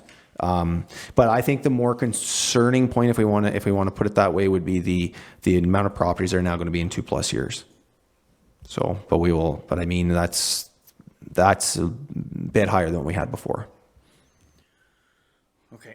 All right. I'll look for more feedback when that comes on that one. Just the Temenko, you triggered me. I thought we had written off that debt already. Wasn't that an expense that we had to worry about earlier in the year? So what we there's not many places I could go for like real solid advice on this, because doesn't happen a lot. What we've done is I think there's 9 total properties. 5 of them, I believe, it's 5 and 4 or 4 and 5, they've been made exempt because of, I don't have the exact reason in front of me, but so that has helped, but we've had to turn around on those properties and because they were transferred to the Crown. That's it. some of the properties, the mining properties, were, I guess, forfeited to the Crown. Because they're forfeited to the Crown, we're not going to get the outstanding arrears. We have taken the interest on those because the interest was a large portion, and we were able to write off that interest in 2020. And the other properties, the 4, I guess, or 5 that are still in Tominko's name, those I think we're going to have to go through the tax sale process because they're still in a Tominko's name. But the properties that have been transferred to the Crown still have tax arrears because they weren't in, because they haven't, MPAC has not gone and said we'll make those exempt from 2014 or 15 on. So I'm going to have to come back to council with a resolution to essentially write that off, and we'll be able to write off our portion. And in turn with that resolution, I believe we'll be able to recoup our county and education costs. But for me to find that answer took a while, and I need to come back at some point with that to get that resolution. I think Councillor Jackson's a related question, so I'll wait on my next one. Councillor Jackson. No, Sean said exactly what I was going to say about the county and the education, that we can claw that back. Awesome. Okay, The next one is just on the utility collection. Again, I don't have the number of utility subscribers off the top of my head. With 355 currently in arrears, of how many users? No, so the 355, the reason why 355 shows up there, right here, I guess, is because this counts the amount of properties, and there's properties that are in this, like in a credit. It's 142 that are in arrears, 142 of 1,016 or 17 or something like that, so. That's good, thank you. Okay, thank you. So do we know then, is this going to be the last year for Tominko, or are we going to be going on another year? We don't know. I'm really, really hoping that I can get this figured out in 2021. I think a big step was to figure out exactly what we could do, and to start that. Well, the first biggest step was understanding that they were transferred to the Crown and getting that figured out, and then now it's coming back and taking care of them. So I would really, really hope we can get it done this year. Okay. At least the properties that are transferred to the Crown. The ones that are still in Tominko will have to go through that process, but they're smaller amounts. Do we know how long that takes? Is that a year process, 2-year process? From the time that we register them, it will be at least a year. COVID threw a wrench into they've had COVID delayed everything. So if there's another big thing with COVID, like who knows, I guess, with the world today, but it's at least a year. Okay, thanks. Okay, move on. Okay, we'll get into some special projects. So special projects are the ones that are significant but are not capitalized. So the first one here is the arena structural review and energy audits. So what I've tried to do is lay out what the original budget was, and then explain what's kind of transpired with some of the projects. So the original budget, we had $20,000 of taxation for energy audits, and then we had $25,000 from the modernization reserve for an arena structural review. We had completed the municipal energy audits in Forster's Falls Fire Station, and the municipal office, sorry, and that amounted to about almost $8,000. Then what happened was we also completed an asset management planning review of the fire stations and public works garages. And what we did was we used the remaining funds from the energy audit project, which is $12,000, and the $25,000 that was originally budgeted in the arena structural review. And then we needed about another $8,700 that we pulled from the municipal modernization reserve for that project. So in 2019, and if there's questions on this, defer to Rob if I'm not explaining it correctly. But when the budget was set, we had those two. We allocated the funds from one to help for the other to complete the project. And if there is questions, I will turn it back now so we just can move on from it. If Rob, you want to clarify, feel free. And just when we awarded those works, that was outlined in the staff report, so we identified the funding source at that time. So I will move on to the Parks and Recreation Operational Review. Oh, and what I've done, sorry, I will go back because I think this is really important, is the energy audits, those met the strategic focus of environment, and the asset management planning review met the strategic focus of infrastructure from our strat plan. The Parks and Recreation Operational Review, this was not part of the original 2020 budget. We received a grant from the Ontario's Municipal Modernization Program for $40,000. The project we undertook cost us $40,704. So we were $700 over budget on that. Basically, the HST, the consultants don't dial that into their project or their tendering, but in any event, this project meets the strategic focus of environment and will be a guiding document to support our greater effectiveness and efficiencies in our arena operations. Streetscaping and Signs. This was a $30,000 project from taxation. We spent about 14 grand.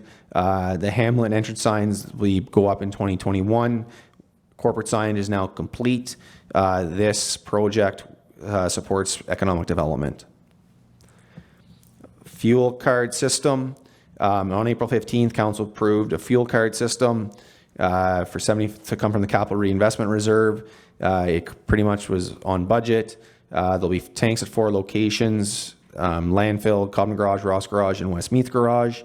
This meets the strategic focus of corporate performance, and I threw this in there because it's fine from a financial perspective. It's a control mechanism basically for inventory and is better tracking, and we can cost out fuel more appropriately, efficiently. Harmony Bay Stormwater Review. This was for an erosion and sediment control plan. JP2G did the work. It was originally was $35,000 budgeted. It cost about $30,000, and this meets the strategic focus of environment. I listed here some engineering. These are kind of, they would be capitalized in the event that the projects happen. We began the Olmsted Jeffrey Lake Road. It was a $75,000 budgeted item. In 2020, we had spent about $31,000.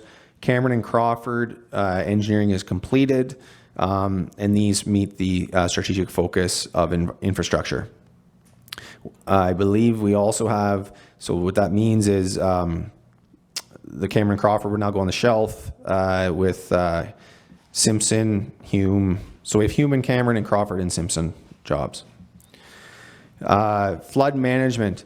We had $15,000 budgeted. We bought 20,000 sandbags for essentially $7,000, and this meets the strategic focus of environment. And then we had some special projects that weren't necessarily completed or that weren't in the 2020 budget, but were from 2019 and carried into 2020. So just kind of an update and reminder on these. We had the water wastewater rate study, which is now complete.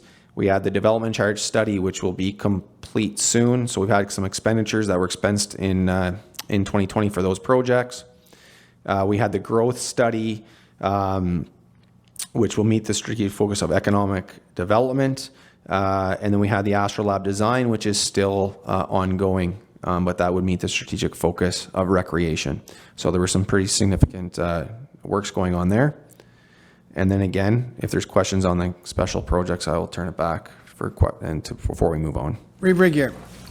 Thank you, Mayor. Just one quick question. Sean, coming back to the streetscaping and signs, do we know or do we have the industrial park in the budget anywhere to have that sign replaced? Because it's really very bad. It's in poor shape. Is it in 2021? It is? Maybe you can speak to it because I'm dialed into this. Sorry. So we had a reserve of $13,000, I believe, from when we partnered with Cogeco for there's 2 signs, one at the industrial park and one kind of close to Magnesium. I think it's Magnesium. So as you're coming in, you see the sign. It's in that Chanot. It's in that area. So it's in the 2021 budget using those reserve funds to do those 2. Perfect, thank you. That's great. Thanks. Okay, I have 2. One is, now that we have the fuel system in play this year, has it worked out okay? There's been no glitches or anything? I think it's going fine. I think there's in one particular spot, and I don't quote me on where it is, there was still fuel from, like, in the tank from 2020 per se. Yep. So they're working through that. So far from what I've seen, it seems fine. I mean, I think it was good that it kind of rolled out at the start of a fiscal year, which makes it a lot easier. So as far as I know, I haven't not heard any glitches. Okay, and my other question, I guess, goes to Rob. This report here, study, study, study. What do we have going on this year for study, study, study? Well, we applied for some grants for some studies.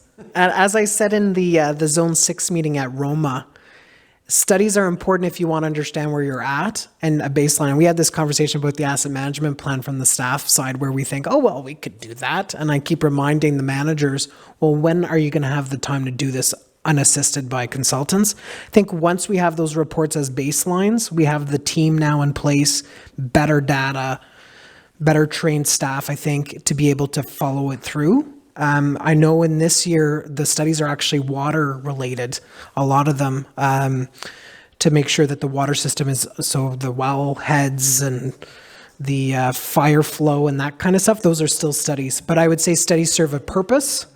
And in our case, I think we've kind of done a lot of what we needed to do. The one area we need to probably get more support on is master servicing in both Beachburg and Cobden.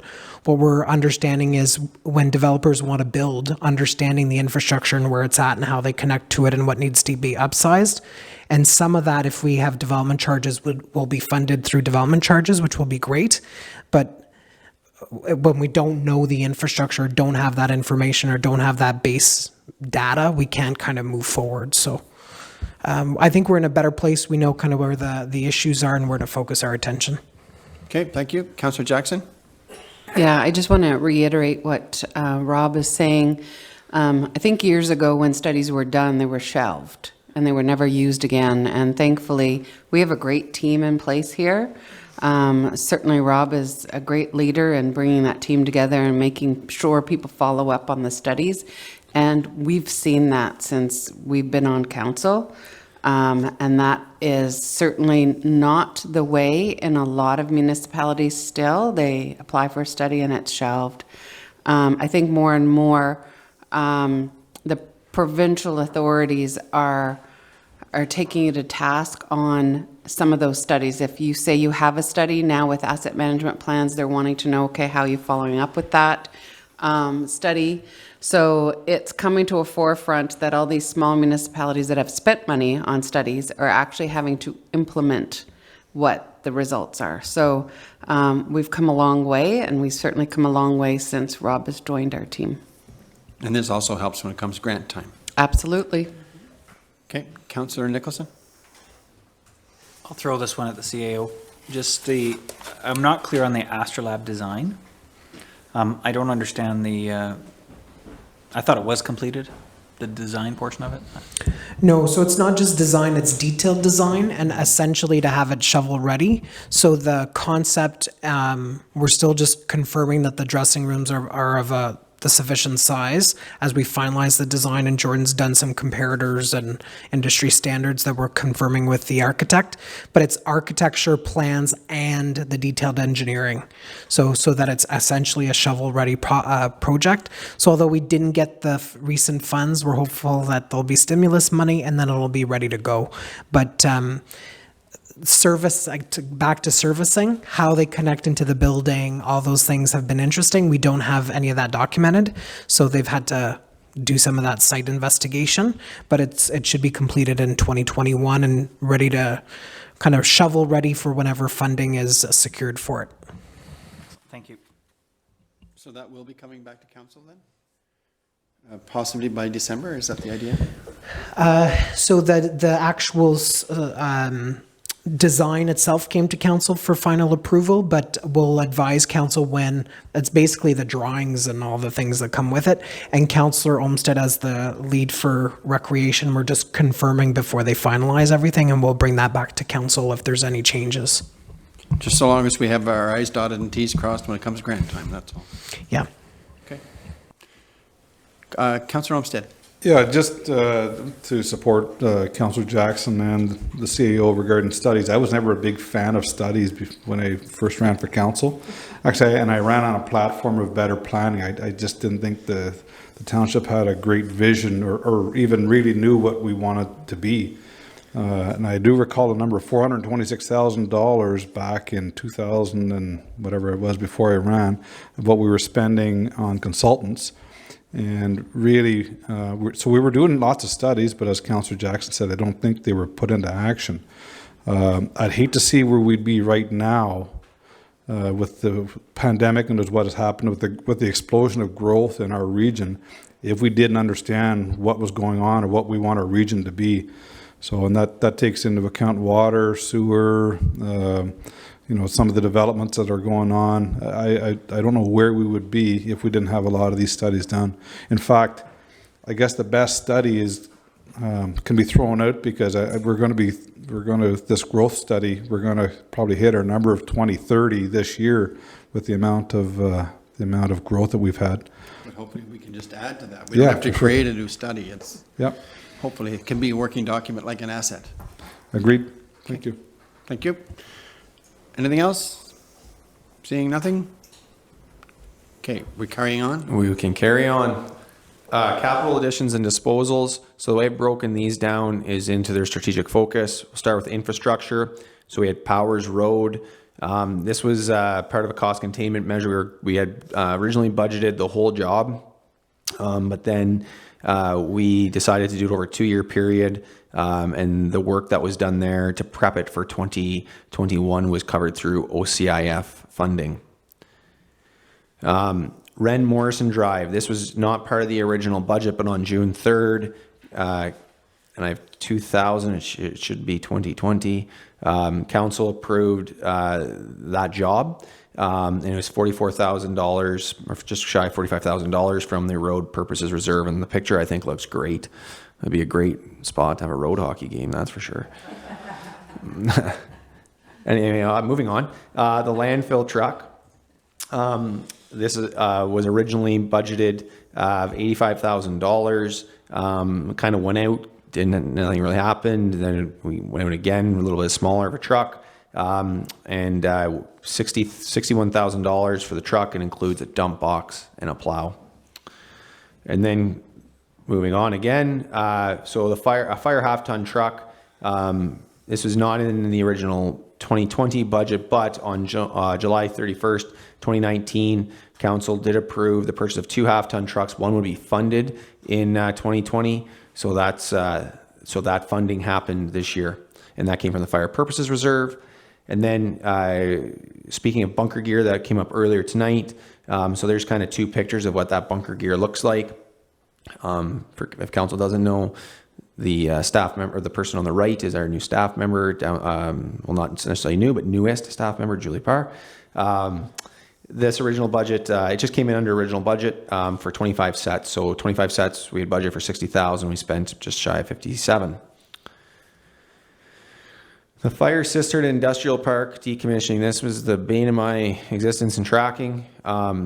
The original budget on this was $15,000 for 1 dry hydrant and $90,000 to decommission the industrial park. We were able to essentially get 2 fire cisterns. One was $25,000, and that came from the Fire Purpose Reserve, and that was for the cistern in Westmeath. And then as part of the decommissioning of the industrial park, we were able to get one there as well. I am not quite certain what picture that one is, which one it is, but that's what I'm being told they look like. The slip-in water tank. The pictures are great because I don't know what some of these things are when we budget for them. So the slip-in water tank. So that's what it looks like, and it was just over budget by $57, and that came from the working capital reserve. And then we have a mower that was about $32,000. I don't have a picture of that one. An excavator and brush head. We had originally budgeted $315,000 for an excavator, $60,000 for a brush head. As part of the cost containment measures that council approved on April 15th, we decided to debenture those 2 together for $394,000. Massey Ferguson tractor. This was, council approved this on July 3rd, 2019, but because of the timing of when we received it, et cetera, it fell into being funded in 2020. So this came out of two reserves, the equipment reserve for $87,000 and then the capital reinvestment reserve for just over $21,000. Lacroix Bay Road, this was funded three different ways. We have from the Municipal Disaster Recovery Assistance, about $280,000. We used $170,000 of gas tax funds and about $346,000 of OCIF funds. So this was double surface treatment and essentially was in response to the flood from 2019. So this project here was for environment.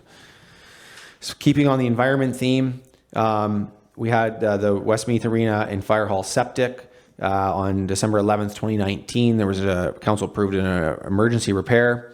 So this one will be funded through gas tax. The work essentially is completed there, except that some landscaping, I believe, needs to take place. So it's I believe it's pretty close to within budget, but it has not been paid for at this point, but will be anticipated in the spring. Landfill site improvements fell under budget. These were old recycling to replace old recycling containers that were past its useful life. Under economic development, the bandstand. This was originally part of the 2019 budget. It was done over 2 years. Council contributed just shy of $9,000 to the project, which was led by the Cobden Civitan Club, and I think it looks great down there. Keeping on going with the economic development, benches. So we essentially purchased 11 benches, and they'll be installed in 2021. Cobden boat launch. On August 7th, council approved some boat launch repair. This project was, it came in tendered at about $335,000 for just over $76,000. We were able to get that work done, and that came funding from the working capital reserve. Again, under recreation, we have the ice resurfacer. So this pretty much was on budget. We were $101,000. This was to be funded mostly from the Ottawa River Power Corporation reserve, but we needed to dip into the working capital reserve just because of the change in their dividends. Dividends are the interest on the promissory note, to get them both mixed up, but anyway. And then we have the Westmeath compressor overhaul. That one, it was $8,500 budgeted, and we spent just over $7,000. There was CO2 monitors. This originally was going to be for the heat exchanger in Cobden, but there needed to be some work on the CO2 monitors. So we were able to change that funding, or change out that job to make sure those were in place. The Beachburg furnace and heaters, that job got done well under budget. I'm not quite certain exactly what the work was on that project, but that is now done. And then the Westmeath furnace, there's a $20,000 project, was able to get done for $15,000. And you see that nice flaming red hot heater. Lending hump trailer. So we had budgeted $12,000 expenditure there. We bought a trailer for $10,000. It's not a lending hump trailer because of the beach program was canceled. And with operations, we purchased a cargo trailer that would be able to use, the parks people can use to transport park equipment, which would be what I guess the lending hub would be for lending out things, but transport the park equipment for the seasonal maintenance. The scrubber, I have a picture of the Hurricane here. That's what it looks like, I guess, and make sure the floors are extremely clean for $5,700. And being told the beauty of that is it's easily transportable and can be used in other facilities if needed. Council chambers, I spoke to it earlier. This was funded from the Safe Restart money that we received from the province of Ontario. And this is to ensure that we were able to meet in here with the complications due to COVID-19, and to, I think has made a betterment for our meetings, and especially for the public to be able to tune in and stuff like that. And then also under corporate performance, computer replacement, just the annual allotment of computers. We had budget $10,000, we came in at $8,600. And I just want to make a note that when computers are replaced, if some of them are still usable, they are repurposed within the municipality. So capital disposals, we did sell the 1993 Kubota for just under $13,000. Those funds went to the equipment replacement reserve. We sold a 2006 Terex excavator for $17,390. Those funds are in the waste management reserve. And we have the sale of the fire truck for $1966. Might have been the same year as the truck, I'm not sure. And that's in the, no. Oh, it was a 54, my apology. Well, we did well then. That's in the fire purposes reserve. Questions on the capital and or acquisitions and disposals? Questions? Mr. Mayor, just one quick note before we get asked. There's other capital disposals that occurred kind of December, January, some trucks specifically in fire, so they're not in here because they weren't in the 2020 year end, but you'll see them in the quarterly report. Anything else?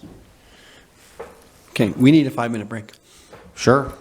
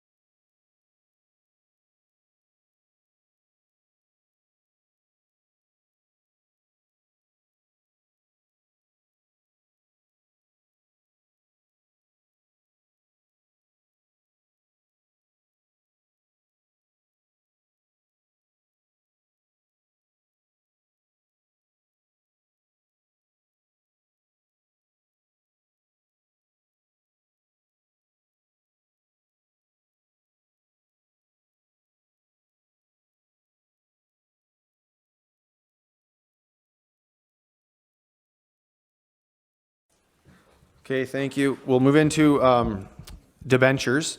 So this is a list at the end of 2020, what we had debt financed, and I have a total there of 4.7 million. So the debt servicing costs in 2021 is about 528,000 on that debt, and our estimated debt repayment limit in 2021 is about 1.5 million. So this slide here, intent is just to show the jobs that we still have on the books for debt, when they end, and what that balance is remaining at that time. The big number, though, in terms of new debt and stuff like that, is the debt servicing costs. And right now, we have about $1 million in room till we hit our estimated annual repayment limit. Reserves and reserve funds. So I just these we can just kind of rip right through, as it's not the best quality, probably better quality on your iPads. But what I've done is just shown the kind of the ins and outs of all of the reserves. Let me go back out here. And then we go into our reserve funds, which includes our gas tax and OCIF. As you can see, we've used all of the OCIF. And then we go into our waterworks. So total reserve and reserve funds is about $2.4 million. So when you put that into perspective, you have $2.4 million of reserves or reserve funds. 1.3 of that you can make the argument is outstanding, or you don't actually have it because that's what your tax arrears are. So it depends how you want to slice the apple on that one, but I always kind of look at that and say, well, we have 2.4, but 1.3 is outstanding. And then my last slide, and I'm going to zoom in here. So this is weighted Cva growth. So what I've done here is I've shown every year the amount of Cva. So what that means is that $1 of residential tax assessment is not the same as $1 of commercial or $1 of industrial. They're weighted differently. So I'm going to zoom in, and I apologize, I got this from Opta, but the number that we really want, I can't zoom in that way and do that, is this here, and I know it's really hard to see, you can see it better on your slides, it's 0.56. So that is our, if somebody was to ask us what our growth was in assessment, it's 0.56%. Basically, what that means is that, again, you can probably zoom in better on yours than what I can. We did have assessment growth in residential, but we've also had a lot of decrease in other areas. So a perfect example are the Teminko properties, right? So they went from industrial to either commercial, or someone who went from commercial or industrial to exempt. So it's a fluctuation like that. There's a lot, I'll be honest with you, as much as we are growing and we have new properties, there is a lot of tax applications that come through. There's a lot of assessment that either it goes from commercial into residential. It's hard to kind of see, and I apologize for that, but there's a lot of growth in the farm class. So that means that it's gone in from maybe residential to farm. So now it's worth a quarter of what it was when it was at residential. So yes, we do have growth, and from our CBO's report, we have a lot of building permits going out, and we probably do have more building permits going out than we do tax applications coming in, but we still have a substantial amount of tax applications. So there are two sides of that coin. But in any event, where we fall for 2020 is 0.56%. So with that, I will turn it back, because that's the end of my presentation, if there's any questions on the last few slides. Questions? Ooh, Councillor Olmsted first. Yeah, just on the farm example for the tax application. So would that be a case of a farmer buying another farm, perhaps tearing down a house, or there wouldn't be they're taking out the residential dwelling will be on the previous farm? Or? That could be it could be an example of that for sure.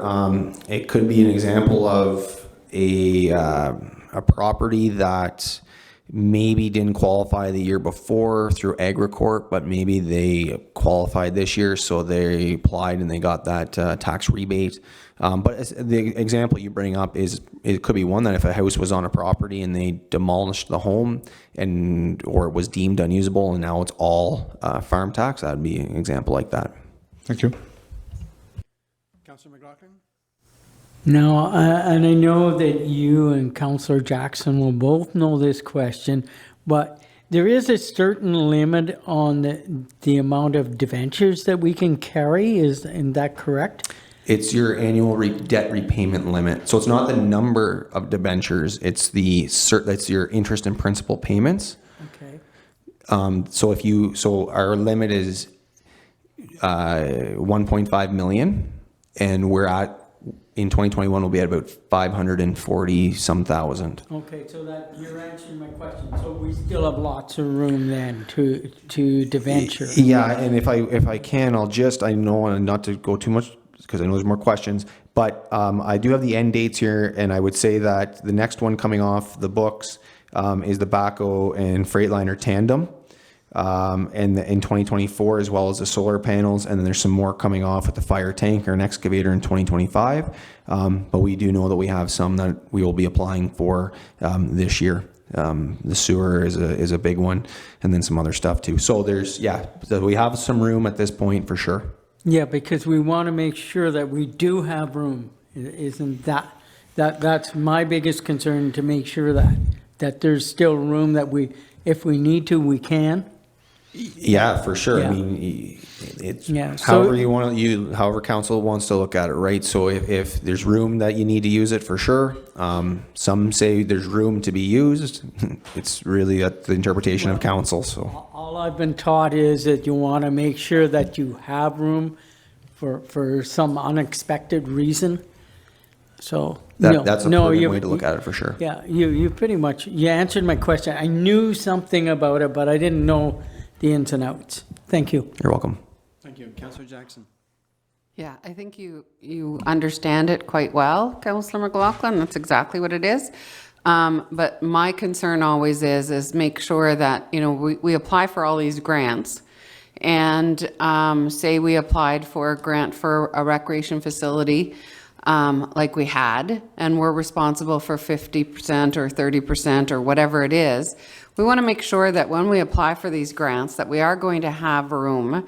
And I look forward to seeing a financial plan, like a 5-year, 10-year financial plan, that outlines what we're aiming for, instead of, a grant comes available, everybody applies for it, even though it's not number one priority. And typically, I hate to say this, but in my view, over the years, there has been a lot of grants allowed where it isn't the number one priority. However, on another municipality, it is their number one priority, and they don't get the grant. And somebody that applied willy-nilly because the grant was available got the grant. So I'm hoping that, we only apply for grants that we need, and not just because the funds are available. So once we identify the priorities, that we kind of stick to those priorities and move forward with those applications. So in other words, if a recreation facility isn't our number one priority or the top 10, and a Parks and Recreation grant comes out, that we don't apply for it. And I would also hope that another municipality doesn't do the same thing. And that's why I think when you tie in the asset management plan now to apply for grants, they're going to see your top priorities, and you're not going to get them. Because I think people over the years, including myself, have complained about the allocation of funds for grants to municipalities that probably didn't need them, and the ones that needed them didn't get them. And that has been frustrating in a number of municipalities that I've worked at over the years, that you see all these funds getting allocated to municipalities that don't necessarily need them. So I would like to see that we make sure that we have enough room, if we're applying for those grants, that we offset, we figure out what it's going to cost for our annual repayment limit moving forward. and that we know when that all, how that all works out. But it's coming. Councillor Nicholson. Just a couple, Sean, for you, maybe Rob, I don't know. First one is just about, I can't remember what it's called, but Article 357 or? Section 357, Section yeah. 350. Did we have, do you know what approximate numbers we've had in the past year apply for, I can't remember what the term is, but essentially they don't have the funding, poverty-based? We've only had one inquire on that, and we did delegate our council delegated that to the ARB, Assessment Review Board.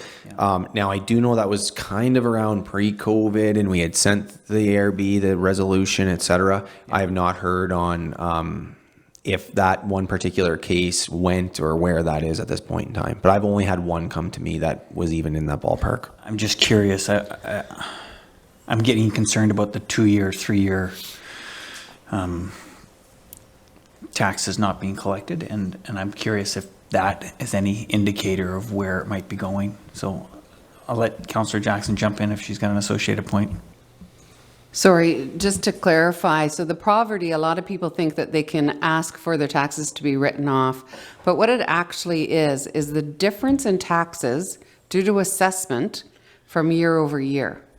So it could only be $100, and that's it. So a lot of people think, oh, I'm going to apply, you know, based on poverty because I've lost my job due to COVID or whatever, but really the only reason why that would apply is that increase year over year. And unfortunately, that is the kind of the way it is. Now, there are other avenues that people can apply for funding, but it's not as easy as we'd like to think it was, just by the wording. No, and I know it may not be the right measurement. I'm just looking for indicators that would tell us that there is financial hardship in a significant way. And I know Renfrew County Housing gets involved sometimes with ensuring people have housing by paying taxes. I want to be aware of those indicators. If something starts to come up, please don't hesitate to bring it up. The second point is just at the start, you talked about 43% of the taxation is collected for us to spend internally. Do you remember the split between capital and operating on that 43%? Not off the top of my head. I remember because you gave me this number earlier in the week. I think like roughly, because I'm on I need to give it to you. 10 million in operating, $5 million in capital. So 63, 37 or something. So generally was the number, but sorry, that included water and wastewater, but just in terms of money in, money out for the township, there's a lot going on. And just to jump in and clarify that though, but some of that is being pulled from reserves. So it wasn't necessarily 43%. There might have been some money from before that was put in, so. Just to give me an indicator. So you could even say 70-30 and be safe. Okay. And I just want to articulate, you brought up the point about the amortization, and I just want to make sure, I know Charlene knows this stuff, she's probably, but if we have an annual amortization of 1.8 million, that's essentially telling us that our assets are depreciating by that much every year. So if we are properly investing in our assets, we need to be spending another $1.8 million a year. So that indicates a couple things to me. One, we might have too many assets, and we can't afford to have them because at some point in time, they're just going to fail. So, I know that's doomsday, and Chris is probably going exactly and knowing where I'm going here, but we have to keep in the back of our mind, just because we have something, we have to be able to maintain it. And that depreciation to me is a big red flag. And I know we're working on our capital asset, I don't remember what it's called now, but what did you guys call that? Asset management plan. Asset management plan, which will give us that indicator, but it does worry me when I see numbers like that. But that's all assets. That's roads, under roads. Absolutely. So they're all the things we have to pay for. Yeah. If I can, I'm going to owe Carmen lots of money. Sean was saying that we have, I think the book value of all our assets is over $80 million, and the depreciation, the amortization is half. So the interesting part when we're doing the asset management plan from a staff perspective is not necessarily that all our assets are terrible. It's just to your point that there are a lot of assets. So as we're compiling all that data, as we had Jana do for a whole entire year, compile all the inventory, there is a lot of assets, and those assets generally are to deliver the services that the township has historically expected. So growth doesn't just help rates, growth will help pay for the services.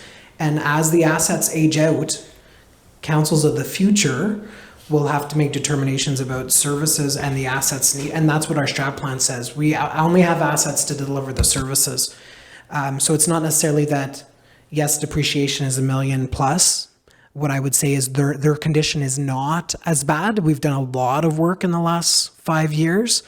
It's the sheer number, the size of our municipality. And as we talk to other municipalities, that's what they say to us. Well, we don't really worry about Whitewater because you're big enough, you got enough worrying about, so trying to collaborate with you, like you're big, like you're 4 municipalities. It's like, well, it'd be nice to figure it out together. But as you do the asset management plan, it's staggering the amount of assets we have to deliver those services. And we just did a review that said 5 fire halls right now is cheaper than replacing 3 with a new one. So do you replace 3 for a new one? Do you take on the debt? But you're not going to have much operating costs because the equipment's probably the same. The volunteer firefighters are about the same. Trucks are going to age out. So it's hopefully the asset management provides that guideline going forward for better decision making. And that's perfect. And these are the discussions I would encourage us to have. And when we get into the 5 and 10 year capital plans, it'll solidify, I think, for us. So I'm good. My last one, Sean, is just the insert number 1 about the building inspections, the building permit fees. And we talk about volume and surplus going into a reserve. What's the indicator for when we tap out with our capacity with a single building inspector? At what point do we start to contract out for services? What point do we start doing another 0.5 position? What's that indicator? Well, I would say that I don't know if I have the answer to that. Personally speaking, I think that our CBO, especially over that year, that was, since I've started, that was the busiest I've seen them. So, I mean, I'm not sure. I don't know if you go off of there's probably a lot of different indicators. I think this indicator is that we've had a huge increase in since 2015, right? So I don't know if it's quite doubled, but it's a lot. And with that comes a lot of, I mean, I'm not a CBO, but there's a lot of paperwork, a lot of inspections, et cetera. So I think just that indicator alone would say that that work has substantially increased. But as per exactly what the indicator is, I don't know if I have that answer, but I defer to. So what I would add is that the department essentially cost $150,000 or less over the since 16. Those costs have been stable and stagnant, and we farmed out Doug to do a bunch of different things they can't do anymore. Well, the permit value, so the permit fees and the number of permits have doubled in that time. So the question is and we have to find good benchmarks, good key indicators, and if we get that modernization money, do a detailed review to maximize the services we have and compare ourselves to others, and plus the travel time. So it'd be nice for us to understand, you have a permit in Westmeath and you're coming from Cobden, he's losing an hour of travel. So how does that impact? So what we're trying to do over the course of the year, whether we get the modernization grant or not, is find comparators based on permit value, like number of permits, and then understanding how many permits for a residential house. And I think Doug was saying to me and Ivan, we've hit the number of single homes as of like this week that we did all of last year in single family detached homes, and they take 4+ inspections versus a pool, which is 1. And think of septics for those singles. So we're close. I would say we'll see if there's a COVID bump or if there's true growth, and I have a sense that it's a little bit of both. And I would just add that other municipalities that shared CBOs are getting their own CBOs. And they're all aging out, so we're going to have to be proactive in terms of how we figure that out going forward. But basically, we've doubled in 5 years, and the costs have stayed the same. No, and we want the standard of our building in Whitewater to remain the same and the level of the service. We don't want to be the delay in a building. So, yeah, I applaud your efforts. Please continue, and if we need to, let's invest in it. Thank you. Councillor Mackay.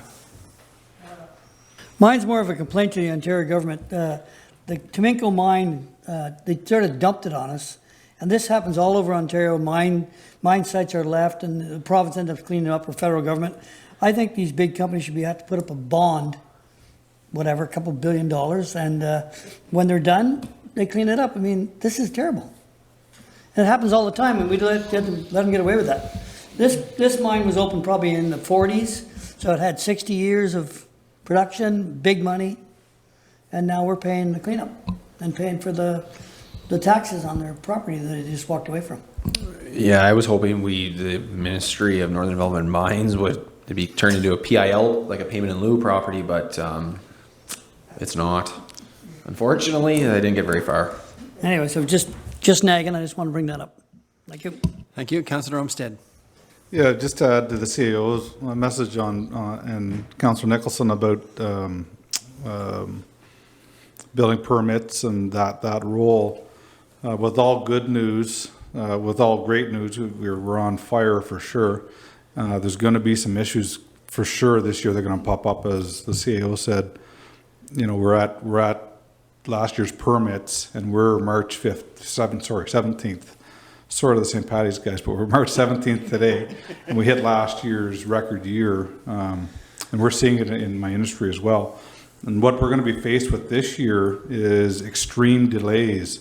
So where the building inspector may visit the site once or twice, right now to build a home is going to take more than a year for sure. So that's something I think council is going to have to look at. And yeah, I don't think the homeowner should probably have to bear extra fees and whatnot to extend permits, because there's huge delays in materials, in builders. Most of our builders are looking for help as we sit here. So it's going to require the inspector to probably visit the site quite a bit more often than he usually visits the site. Which again, it's great news. We have lots going on. I think we did get some help from another municipality last year, some temporary help. I would encourage us to look at that again, but he's going to need help for sure. Okay, thank you. Councillor Jackson. Building permits are good for a couple of years, and as long as they keep working at the construction, then they're okay. There are delegated times that a building inspector has to inspect. So unless they're calling for the inspection when they shouldn't be, then there shouldn't be any extra inspections. Unless he's driving past and he happens to stop in because he thinks that, you know, they've moved on. So there shouldn't be any extras. And I also hesitate to think that we're going to be able to, not that we're going to be able to take many more applications. We can take all the applications we can. The problem is what our building inspector will have is he got 2 weeks to respond to a building permit application. And he's got, once all the information is in, and he's satisfied with that, he's got 2 weeks to issue the building permit. So I'm not, you get somewhat concerned about that. However, more concerning is how many construction contractors are out there. Are they able to fulfill those promises for a new build? I don't think so, because anybody that I talk to, they're booked for this year and are booking into next year. So why people are taking out building permits now for next year, I have no idea. It's to no advantage to them if they're not building to next year, unless, like, if they have the plans, they can go ahead and order for next year delivery. I don't know. But I think the contractors are getting to their limit unless they're finding new contractors somewhere and they're coming out of the woodwork. But all the good ones are booked. Thank you. Councillor O. Actually, a good point on the, I don't think all of us have a good understanding of the building permits and the timelines, and could maybe we receive some sort of a very short report on on what that looks like from the time somebody puts in a building permit to occupancy and that kind of thing? Okay, that would fall under the CAO then, or Carmen, one of the two, and get back to us with a Yeah, I'll bring it forward to Doug and Ivan. miniature report. Yeah, and if we get that modernization funds that would 100% pay for it, it would outline all those things, and which would be helpful as well. So we'll figure out the timing to bring that forward. Yeah, because it looks like it's going to be a busy year.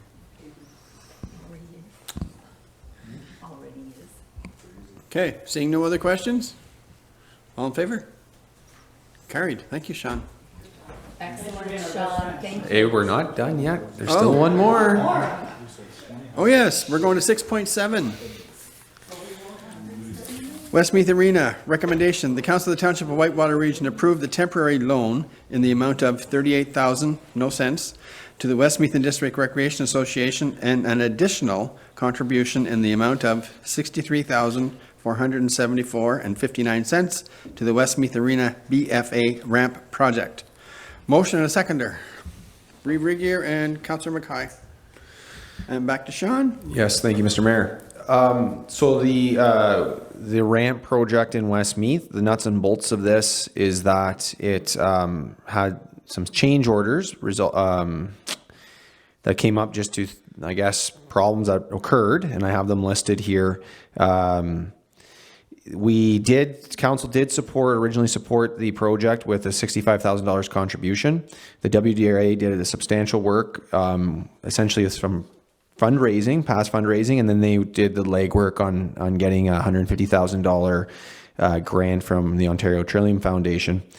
They did run into complications, resulting in about $63,000 of overruns. And one of them that the township was billed directly for. Speaking with their treasurer, they're seeking a loan. So they're a little bit different in the sense that they file their HST return once a year, where we file monthly. And it'll likely take them a little bit to get their funds from their HST return. And with having such a big project on their books, and I hope this doesn't happen to them, but we 2 years ago, near the end of the year, in the month of, I think, November or December, we paid for quite a bit of projects, and it fell out of the realm of what our normal HST returns were. It took a little longer to get a return, about a year actually. We went through an audit. I'm not saying that's going to happen to them, but the point is they've had a ton of expenditures. They're waiting on their HST return. It's likely not going to happen anytime soon.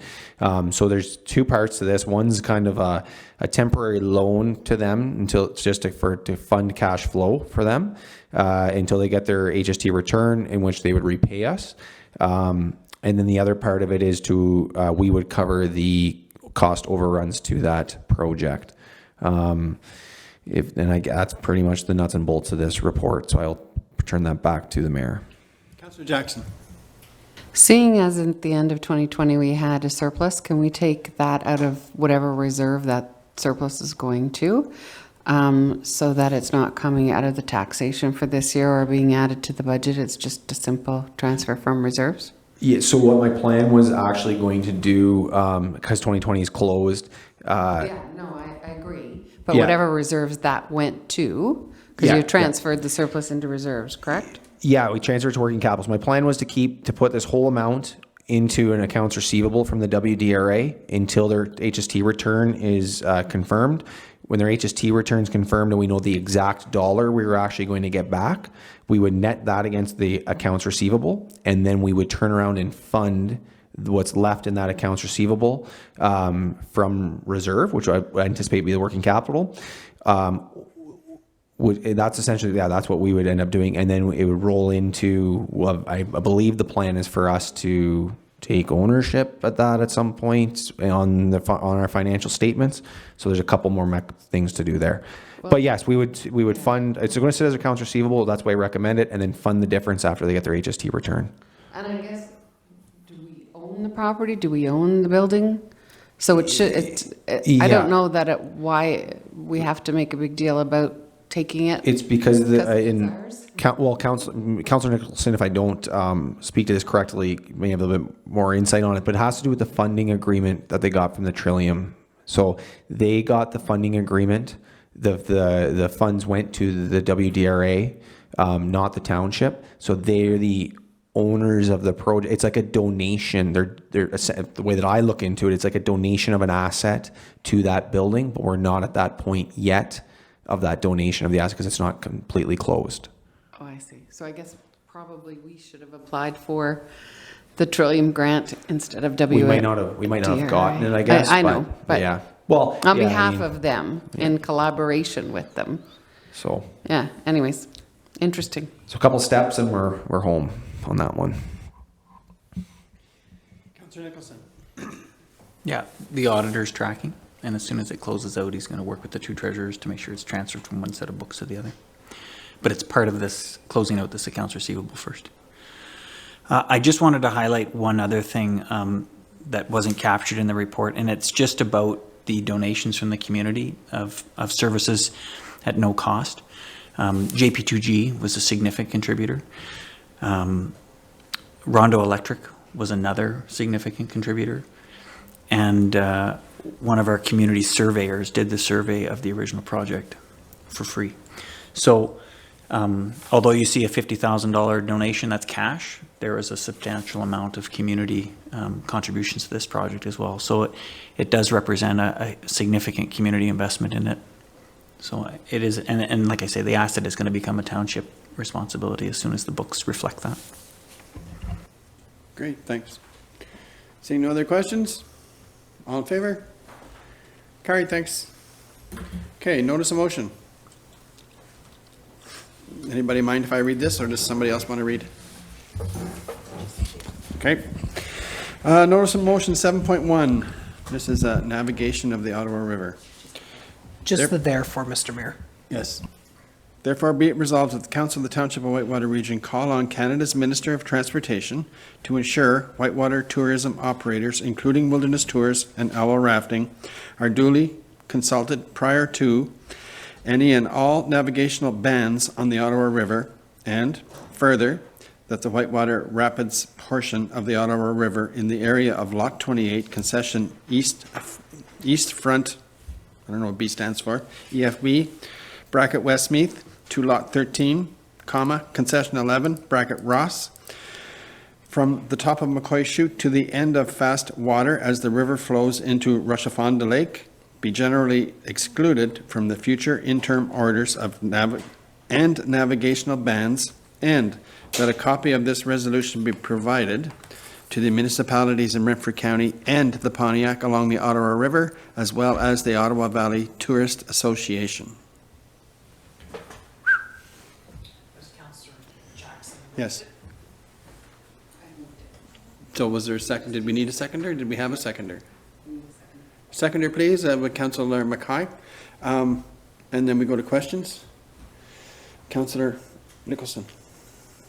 No, I just, I wanted to note in the language, which I didn't catch until it was just reread again there, that we're talking about all tourism operators, but this motion specifically mentions two of them, although there may be others. I just want to make sure that this motion represents that there could be others that are also not affected. Liquid Skills is another operator, smaller, but an operator in that section of the river. Yes, it does, and it's specific to the rapids section. So I think, in following up for Councillor Jackson with Wilderness Tours to confirm the area, and also speaking to the county to be very clear, they're really worried about the rapids area that they're in and understand and know, and understand that Transport Canada is doing decisions on everything else. So what we're asking is that they consult, I think what this motion says is we consult operators generally, but that they try to avoid bans completely in the section that we identified with the operators. The only other one is a Spree. It operates out of the Pontiac Township, or county. I just don't want to exclude other companies. Okay, Councillor Jackson. Yeah, the notice of motion is not to exclude them. It's just to identify the ones that are within the Whitewater region. And it does say that, where is that? That to ensure whitewater tourism operators, including, but not excluding anybody.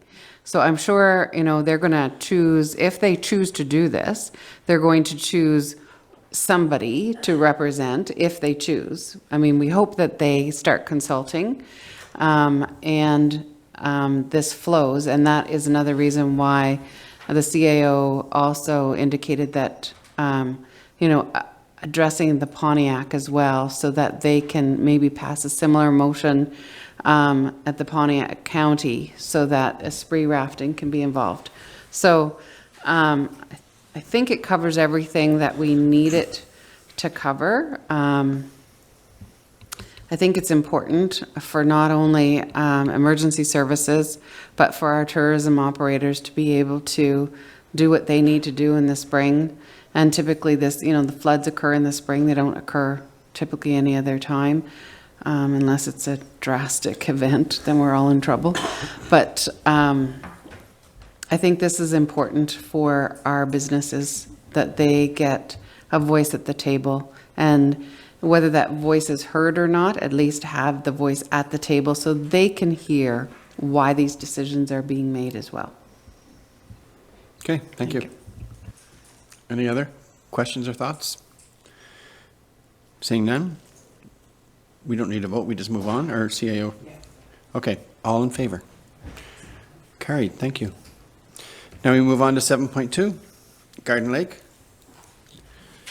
Therefore, be it resolved that Council of the Township of Whitewater Region directs staff to report back on the potential introduction of amenities at Garden Lake Beach, similar to Little Lakes, and further, that staff confirm all season access to the property and any other constraints or considerations. And this was a motion put forth by Councillor McLaughlin, so we need a seconder, please. Councillor Mackay, and this goes to discussion. Councillor McLaughlin, did you want to say something first, or put it to the floor? I will just put it to the floor. I need to get, and I think it's to get a report back of more than the access is what's bothering me more than anything, and before we even think about trying to develop it. So I think it needs to go to the staff for a report. Okay, thank you. Any questions from the floor? Councillor Jackson. I think not a question, more of a comment. I mean, at one point we were dealing with the closure, like somebody putting a gate across and locking out access to all the property owners down there. We want to make sure, and I think it was talked to at that time, that people have access. The only people that have access are typically the people that live down there, because it is a right-of-way. It's not a municipal road. So I would just caution staff to look into those clauses and make sure that if we are developing it similar to Little Lakes, that we do have the ability to do that, to bring others in. I know others have gone there, but that's at their own peril. But when we offer a service, are we allowed to offer that service? And are we contravening any ownership to the actual road that they have? So, and I would also hope that if we are considering any of that, that the owners of the properties down there are also consulted with anything that Whitewater Region, if there's programs that we want to offer at Little Lakes. I think there's a whole mess of things with this one. I'm just thinking we're going to open another can of worms with this. Okay, so big thing is to get the report back. Councillor Mackay. I used to own that property when the guy that bought it from me put the gate up. But when you look on the map and everything, it's really confusing in there. There's gravel pits owned by Smiths, owned by other companies. It's just a real mess when you get in there.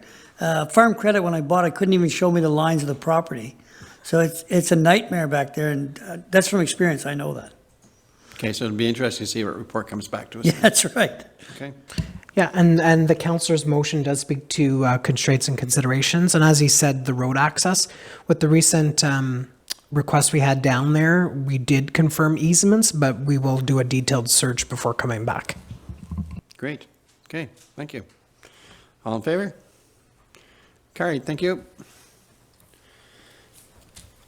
Adoption of minutes, 8.1. Recommendation that the Council of the Township. What? Sorry. I'd like to bring a notice of motion forward if I could. Oh, I'm sorry. I was getting ahead of myself. Yeah, sorry. That's okay, Mayor. There's no worries. Sorry. Yeah, I just. 7.3, notice of motion. Thank you. Just want to bring a notice of motion forward for the EORN resolution of support for the GIG project. And what that is Warden Robinson had sent out an email last week and just asked for us to support this. And so I just want to bring that resolution forward. And I believe Rob's got it on for April 7? Next one. Yeah. Is that this one? Yeah. Yeah, it could be. Okay. Thank you. Okay. Anything else for Councillor Nicholson? Yeah, a couple notices here, and I've mentioned them to you before. First one is Forgot. river gauge, motion to establish another river gauge, and it's in conjunction with the independent review of the 2019 water flood, or river flood, reference recommendations 35 and 62. So we're looking for another river gauge in the area of Westmeath. Second one is a proposal to establish a Westmeath Arena Task Force that would look at the operational review recommendations 5 and 7 that were tabled at the last council meeting. And the third one is just a proposal to draft a letter to articulate some of the challenges with the broadband funding schemes that are going on right now, and specifically the ISED mapping, and we'll get into that in 2 weeks. Thanks, Mike. Okay, so all three from you and one from River Gear. So the clerk has them. Okay. Are we good to move on then? Okay. Adoption of minutes, 8.1, March 3rd, 2021. Recommendation that the Council of the Township of Whitewater Region approve the regular minutes of March 3, 2021, and the closed minutes, understanding that they remain confidential. Motion and a seconder, please. Councillor Olmsted and Councillor Mackay. All in favor? Carried, thank you. Now, correspondence, number 9. Lanark, new change for Lanark Renfrew County Health and Community Services was formerly Whitewater Bromley Health Center. Is that what? Community. Bromley Community. Anyway, they've changed the name. So this is just a notice to tell everyone that it has changed names. 9.2, which we talked about when the fire chief was here. That's the annual report on what took part with the fire department in 2020.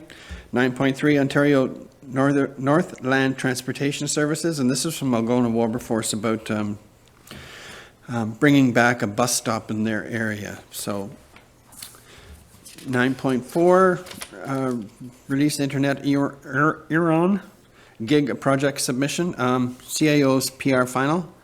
So what does this mean, CAO? This is just a correspondence, and then the warden sent a subsequent motion that the Reeve just moved. Is that so this? The motion itself will come at the next meeting, which is fine. Okay, thank you. 9.5, review proposed operations, has to do with forestry in 2021 to 2031, and has to do with cutting out, etc. And 9.6, nomination of the 2021 Prime Minister's Awards for Teaching Excellence. The nomination period for 2021 is coming up. Number 10, closed session, have none. Number 11, bylaws, 11.1.